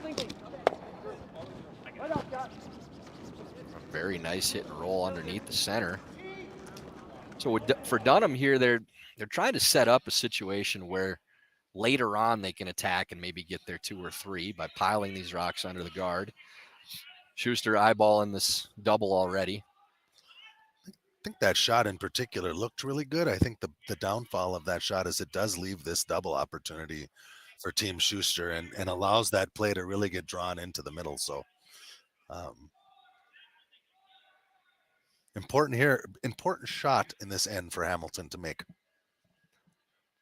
And not one you want to catch too thin. Lose your own stone. Just trying to hit a nice clean half a rock. A little thinner than that, but ends up spilling in. Opportunity to make a freeze here. Yeah, Dunnam looking at freezing in the pocket, trying to put it in a spot where neither stone goes. And if it's cornered on the inside of that yellow stone on the wide side, then I think that may be the case, that they both may be stuck there. A good outside the box call by Scott Dunnam, as opposed to immediately looking at, we can clear these stones. Well, if we put this in the pocket, they can't get either of ours out, and we still have 4 shots left. This one was a little tight out of hand, so can they hold it to keep the line? Yelled sweep right as soon as he let go. Yeah, it's definitely over curling. Now it's a matter of where do you leave it. But if it stays high on this line, it's still not bad. That's not terrible. Almost going into Rich Runin mode there. That's not bad. That's not terrible. It was a little tight, but I was surprised at how early it curled. I don't know. I run a bit and then go. So we'll just keep our eye on the spot. I think we've done a pretty good job tonight, Phil, of not overdoing the inside jokes and former teammate references. That's a really easy trap to fall into, sitting up here for 2.5 hours after 30 years of curling. It certainly is. All the crossover that our careers have had. Yeah, no doubt. Saw Dan Garvin in the building earlier today, though. Well, that's a blast from the past. Yeah, our junior days. Yeah, good to see some new faces out here and bring a national championship to Denver. And, it sounds like they're got some ticket sales on the weekend and going to be people coming in. So that'll be exciting for the athletes. I think this will be a great atmosphere once we get to the weekend of the playoff round.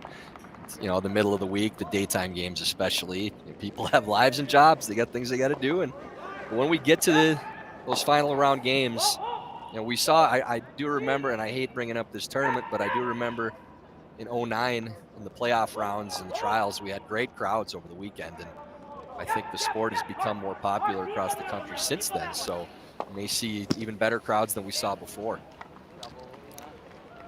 Ooh, that might be a little bit of trouble now. Oof.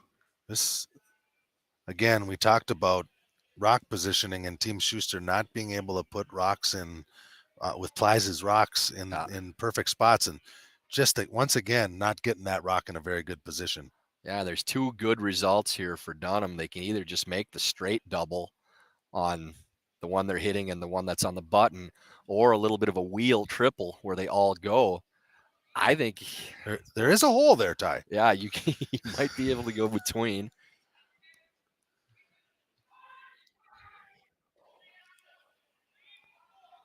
Makes it perfectly.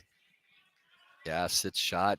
Would have loved if he moved that rock back just a hair more, but I think that run back maybe all go here, Phil.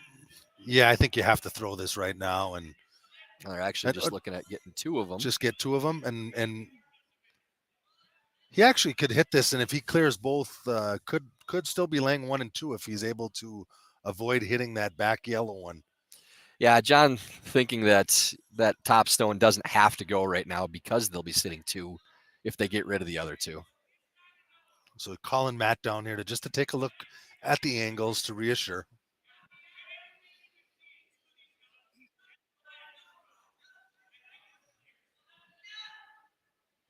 So what John said is if we hit this anywhere on the outside, 2 reds will go, and we'll keep 2 of our yellows, be sitting in a pretty good position. Yeah, and this is why I think just that straight double would have been a better result, because that triple's not there. Right. And they would have been sitting top 4s. And the other 2 reds still would have been gunned up to the yellow, so you couldn't move those either. Boy, really tight throw from Plies there.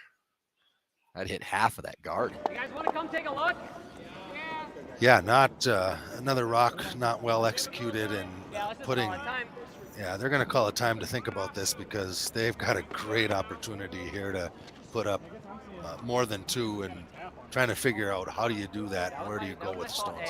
And my only other thought is, see if we can listen in a little bit and see what Scott's thinking. try to come into the side of that.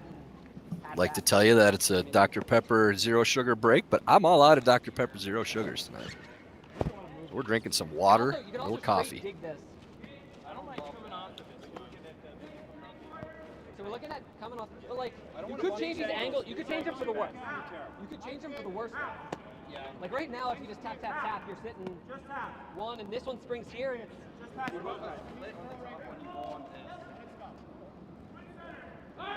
I'm just worried about staggering things over there where we can't. I want this both ways. What I want. What? Just split the 6. Or this with like. What if we just straight split it? Straight split onto that. I like that. We'll go to like here.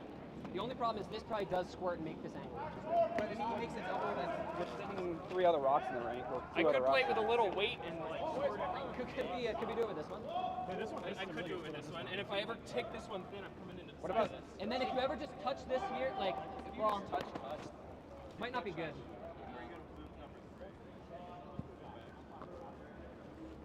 If we just came into the side of this, is that bad? Then he's making a triple. It's hard to. He's want to prevent a triple. How much time do we have? 20 seconds. I like one of these splits. I mean, there is also just putting one thing. I don't learn that. I think it's kind of like hitting this, but like not super thin, like that, and spring this, and you might line these up and line these up. You might line it up both ways. So I'm thinking like this kind of way. Okay. Is that what you guys like? Like back 8?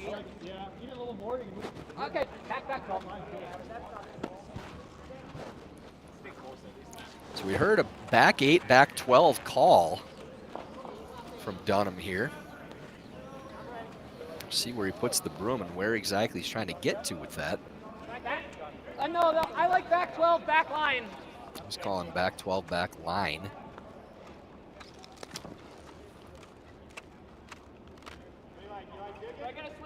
Maybe trying to chisel off of this yellow stone and roll in, Phil? I think they're trying to split those red ones on the center line. Okay. Trying to just hit that one that's crossed over on the center line and split. Curl. Really got to go. To the line. All the way to the line. Hard to the line. Keep going, keep going, keep going, keep going. Whoa, whoa. Trying to get to the top stone. Yes.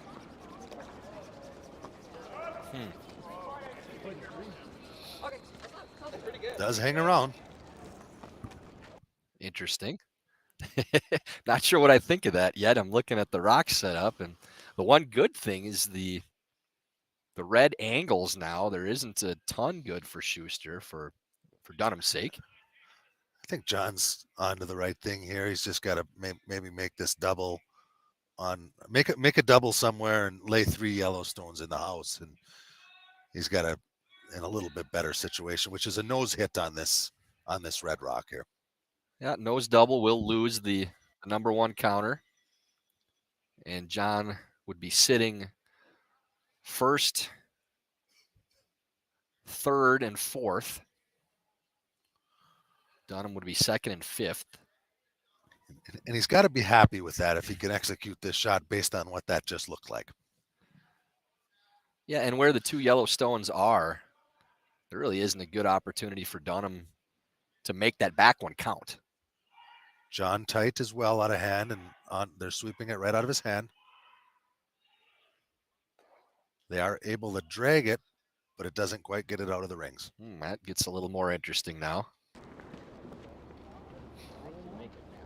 Now, if you're Dunnam, I think you're playing.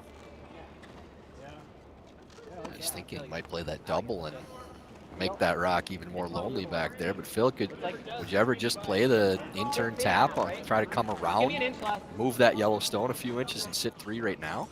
I think I would be, because here's the if you play the intern tap, you're probably playing it with like 13, and if you tick the top red one and split, yep, it's still a really good result. So, right. I think I would be chasing the shot rock at this point. Yeah, they're going all out here and trying to leave only 1 yellow stone in the house and force John to make something against a possible 4 or 5. So this is the go for the gusto shot. And just keep in mind, he's hitting 4th and 5th shot right. Right. Girl. Gotta go. Gotta go. Gotta go. Gotta go. Gotta go. A little wide on this one. But gets plan B. Yeah, not a good result there. But he is shot rock. Yeah, buried under the one that John really doesn't want to move either. He is shot rock, so he does get plan B there. Not a very good throw there by Dunnam for someone who's played pretty doggone well today. Now, Phil, do you ever just pick that red one out on the outside? You'd be sitting 1-2 and even up. Dunnam would have to draw for 1. I think if you are sitting 1-2, it's definitely something you look at doing. If you're not sure if you're second, I think you do probably got to play this tap freeze tie. Mm-hmm. Yeah, I mean, you overcurl, you chip your own. If you don't chip it onto that other red, then you're giving up a shot for 4. Because you absolutely don't want to give up more than 2 at this point, based on the way this end went. Looked like you were going to, and you play this tap freeze here. You got a couple of different options, and yeah, with the overhead, I thought initially.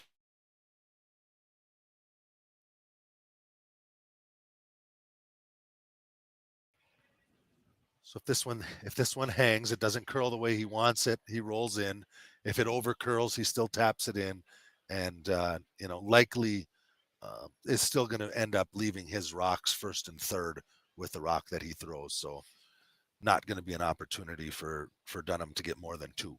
And if he makes this well, he's going to force him to maybe have to draw for 1. And really, only thing that could hurt him besides being really short would be bumping and setting up a pocket so there's a double, and then we may see a measure for 3 if it's made. Little bit of a pop back to the center on the release. They are but sweeping. Should get some good curl here.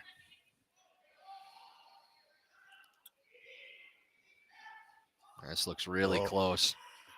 Having Landsteiner curl it. It's got to curl it. Can't do it better than that. Fantastic. Scott's got to be a little disappointed having to draw for one here after the setup he had.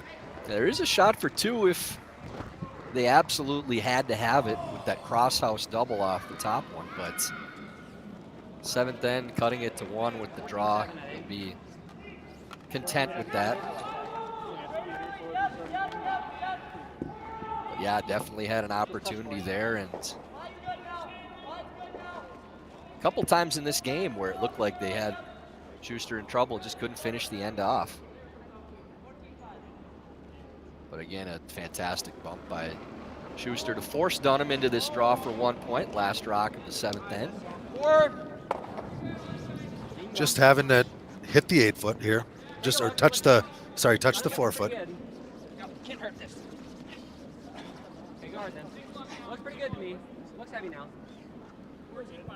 It's back 4. Sweeper's just leaning in. 14-2. Hog to hog. Almost bruised that one a little bit. Just Just stops good in enough. time. So Dunnam does take 1 point. We will move on to the 8th. Shuster leading 4-3 with hammer. That was good. Literally just, we had him on the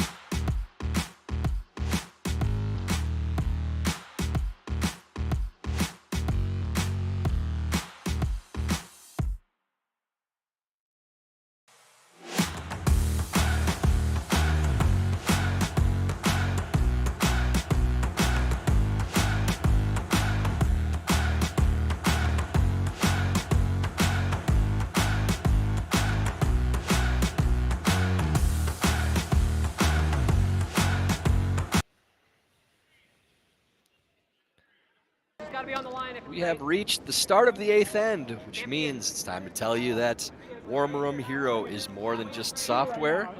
It's run by curlers dedicated to building long-term relationships with your club. Warm Room Hero provides continuous support to ensure your website exceeds your members' expectations. Check out Warm Room Hero today at curling.club for special event pricing. After that, force of 1 point by John Shuster, making Scott Dunnam play that draw for a single point. He leads 4-3 with hammer playing the 8th end. After a first 5 where Shuster didn't have a whole lot of opportunity to attack and score. Found a couple of chances in the second half, but Phil, really the opportunities were there again for Dunnam twice now in the second half of the game, and just couldn't finish those ends off. Yeah, they really haven't capitalized when they've had that opportunity. They really had 2 chances in that last end and didn't quite put full shots together, and find themselves down 1 without playing 8, which is a pretty good spot that Shuster likes to be in. And 1 up with 3 ends to play, probably has hammer twice out of these 3 ends. Exactly where John would want to be. Important end for a team to be able to make sure they put up a point here. Make sure you score, and you're, over a 90% win rate if you can go up by 2 after the 8th end. 2 nice guards by Andy Dunnam, both touching the center line, so John Landsteiner will play his out-turn come around. Try to get to biting top 4s at the least. And this rock placement, very important again. They'd like this to curl up to the center line if they can get it there, Phil, because that double peel that'll line up for Hamilton, that second rock should shoot a little bit out to the left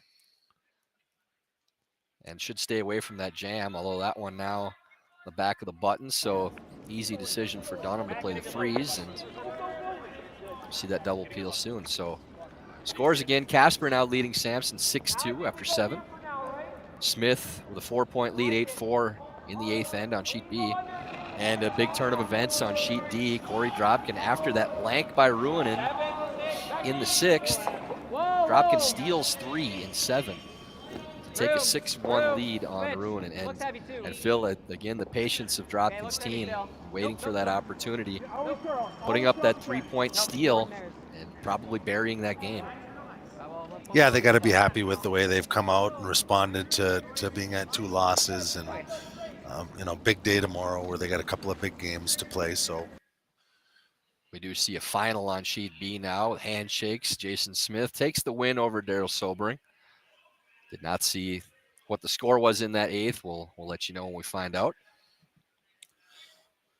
Dunnam not quite able to get the angle that they wanted. They had an opportunity to make a freeze right on the button, and ended up didn't getting it as good as they wanted to. So now John, as much as we thought he'd, at some point want to go play those center ones, really wants to make this play on this one on the button, control the button, and then probably likely see him play the double on the centers later on. Hamilton playing the in-turn soft weight, trying to get to the inside of this Dunnam stone that bounced off a little on the freeze. Ends up on the nose, so maybe still an opportunity now for Dunnam to tap that rock back and put 2 on the back of the 4-foot. I think we kill this one and roll under here. We're talking about killing it. Phil, I don't think that's really necessary on this shot, right? So you're definitely playing for a steal, and if you ever just tap that rock to the back of the 4-foot, there's not a lot they can do with it. You're saying this? Yeah, I think I'm definitely. Yeah, I like now that. they're looking Depends at on how that. aggressive you want to be here. Talking about how aggressive they want to be. Okay. I think it's less about back aggressiveness as the opportunity you have, because you're going to need to either get a 2 or 3 or a steal at some point, and you're not concerned about how many rocks Shuster has in the house here as much as you're thinking we have a really good chance of stealing if we make this tap. And at some point in these last 3 ends, you're either saying we have a great chance at a steal or we have a great chance at scoring 3. You have to do one of those 2 things. Yeah, it becomes a numbers game, right? Yeah, and you may not get a better opportunity to do it. So this is a great chance to play this little tap, set up a couple rocks in the back of the 4-foot, and have a chance to steal. They've had to sweep this one the entire way. That's a pretty good shot. Pretty good spot Those there. rocks can only help Dunnam, even though they're yellow stones and they're in the 4-foot. 2 rocks in the back of the 4-foot when you're trying not to give up steal is not an ideal situation. Nice call here by John, recognizing what Team Dunnam is doing and walking up and saying, let's just make a double, take our own out, and clear these rocks out. Jason Smith did get 2 points in that 8th end to have a 10-4 final over Daryl Sobering. Smitty now running his record up to 3-1, Phil, and maybe only a win away from the playoffs in this 7-game round robin. Yeah, they're in a great position moving forward to the rest of the week. They've got a couple of big games left. They've got to play Team Casper. They've got to play Team Dropkin. So, an important win that they needed to put on the board today. Yeah, really good shot there from Matt Hamilton, losing one of those stones. That's an ideal situation. Dunnam still with an opportunity to get in there, but the danger in that end was those 2 rocks in the back of the 4s, along with the 2 guards that were up top. So well executed by Hamilton. Yeah, and Dunnam's going to still try to put this rock top of the 4-foot, buried behind the 2 red guards that he put out there. Playing an audible here. I've seen a couple of these in the last few ends. Yeah, they said 9 on the weights, and going to have to use that backing a little bit. Phil, do you want to lose both of those now if you're John too? He's thinking he wants to stick around making it, but you got to be very careful not to shoot this undercover. Yeah, I think the key here is making sure you remove this red rock, and I think you want to keep one of your yellows. I don't think it's important to keep a third yellow one around. No, 2 is good. If you're John, I mean, scoring is good in this situation, but a 2-point end, taking a 3-point lead with 2 to play is probably game over. But you have to be very careful here with, again, that red rock going out is the number one thing, and not leaving it underneath by over curling and getting too cute playing this shot. Yeah, it could even be a spot tie based on where that yellow rock is, to just pick it out. Pick it clean, yeah. Just pick it clean. Might be the easiest shot, actually. If you're looking to keep 2 rocks in the house, that's definitely the easiest way to do it. Really sweeping hard. Do not want to jam this and leave it under. It's exactly what they're going to do. Man, yeah, that's not a good result at all, because there is space for Dunnam to get inside on that yellow stone and roll in which case I think you see Plies probably have to blow up the front and try to make sure they have an opportunity to score. Really important shot here. I like back line. Yeah, and that's a good change there by Dunnam too, that looking at possibly killing it, but you really don't need to. There's no reason that rock has to go out. As long as you get the roll and you're sitting 2, it's immaterial if that rock stays in the house or not.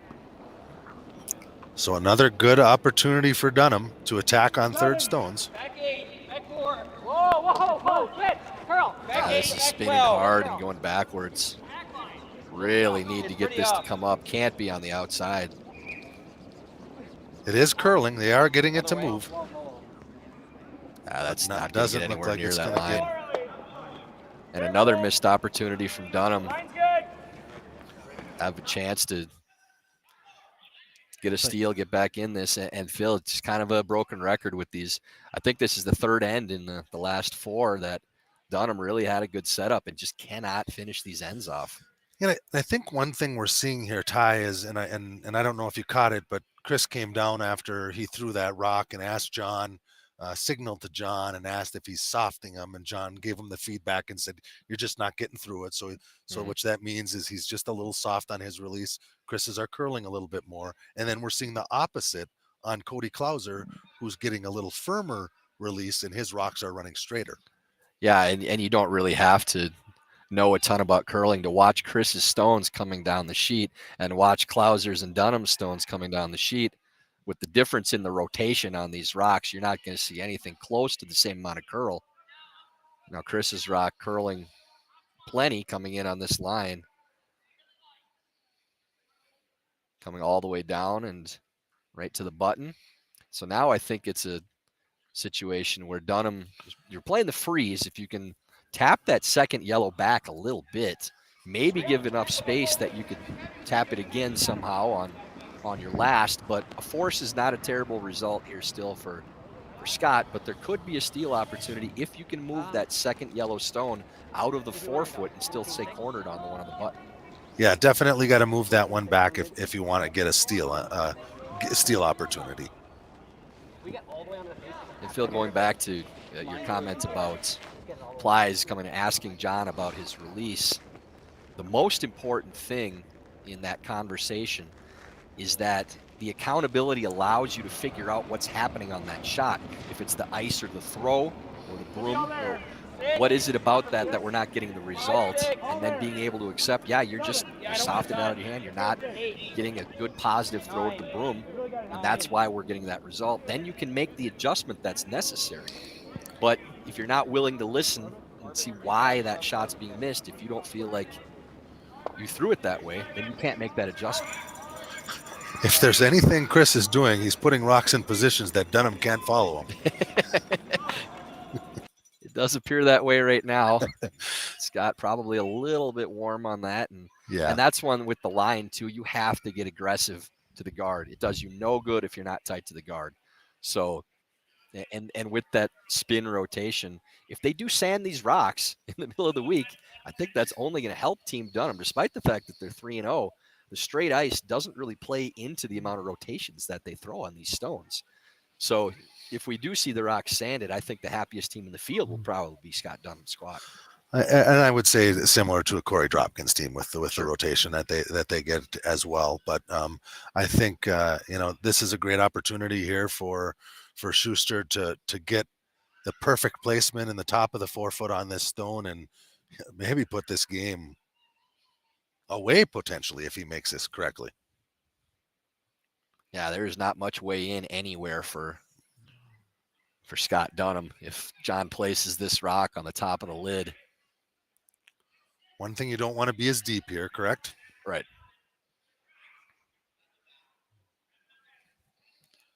It's a little hot on the hog to hog, 13-7. Yeah, it's not much rotation, though. It should just walk right down to that line. Yeah, and you see that again, how that rock turns over. And that's less rotation than you normally see John Shuster throw, too.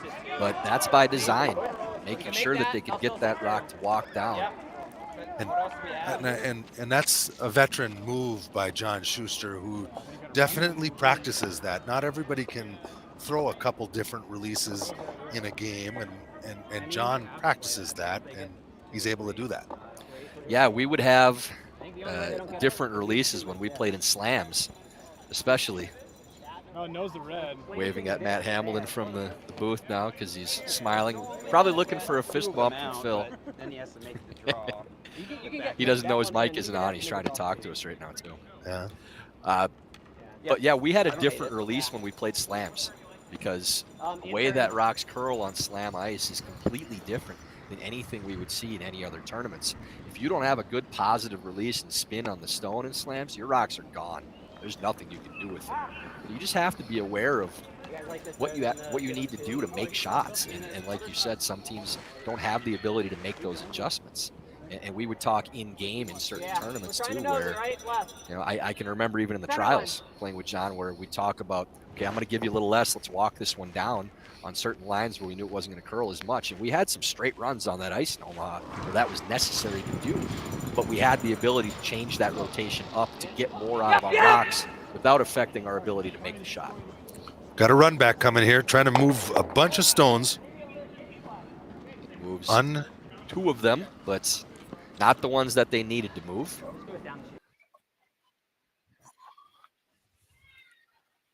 Around the horn. Could have played there around the horn. Phil is speaking with John Benton here in the booth. I think you can't hear John, but they are having a conversation as if I'm not here. That's fine. You know, I've been talking all day. You don't need to hear me anymore. You guys just you do what you're gonna do. I'll call this last stone. John, no, we know that we can hear you, but Phil's speaking back, so I'm just making sure they know. My mic didn't go dead. We didn't have somebody else pop in the booth. He's not talking to himself. Well, I do talk to myself quite often. So draw to the 4 foot for a 4th point here for Shuster. I think we're going to see Velcro, some handshakes after this one. Hamilton just valeting this thing into the 4s. That will be 4 for John. And handshakes we have, but final score certainly will not tell the story of this game. Back and forth battle. And Shuster does what he does, hangs around, makes enough shots, finishes the game off, and a couple of great shots to get out of trouble in a few ends and a couple of missed opportunities for Dunnam. But I think, Phil, what you'll see here is that Dunnam, despite the final, has shown that he can play with every team in the field. And they should feel good about where they're at. 3-1, played Dropkin. They played Shuster. They certainly could have won this game tonight too. But they're playing well enough to show that they're a contender for this championship. They are, and you know it is worth saying one more time, and it was John Shuster being John Shuster today and took advantage of opportunities that he had. But Dunnam's got to be still feeling great about the tournament, and we had handshakes, and this is one of the earliest draws we've had that's finished up. No game past 8 ends. What a night to take the night draw off for me. Done early now too. This is a beautiful thing. But it's been a lot of fun. Phil, thanks for joining again too. Having the ability to do John's games obviously for us is a lot of fun because we have so much experience with both playing with him, coaching him, working with him, with all the guys on the team. Obviously, a lot of people know you and I played with Chris and men's for 4 years, so And we have a history with all these guys, and it's fun to be on this side of the coin. We always, the Nationals was my least favorite tournament of the year, so being up here and having to watch these guys go through this tournament, it's been a lot of fun. Yeah, it's enjoyable to be in the booth and to be able to watch these guys. So appreciate you having me, and I'm looking forward to coming back tomorrow.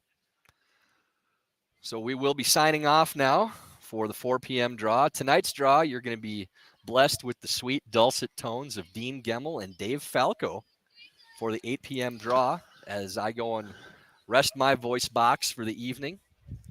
So you see the final scores now on the scoreboard. Casper 8-2 over Sampson. Smith 10-4 over Sobering. That's all right. I can still read the scoreboards out there.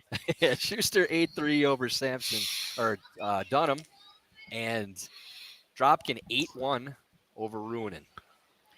Standing starting to tighten up a little bit now. So for Tyler George and Phil Drobnik, thanks everyone for watching. Tune in at 8 p.m. tonight for the women's feature game. I believe that is we'll have Team to check that Peterson one and again. Team Anderson. Peterson, Anderson, a major Heavyweight tilt on tilt. the women's side of the draw too. So again, for Tyler George and Phil Drobnik, thanks for watching. Tune in later tonight.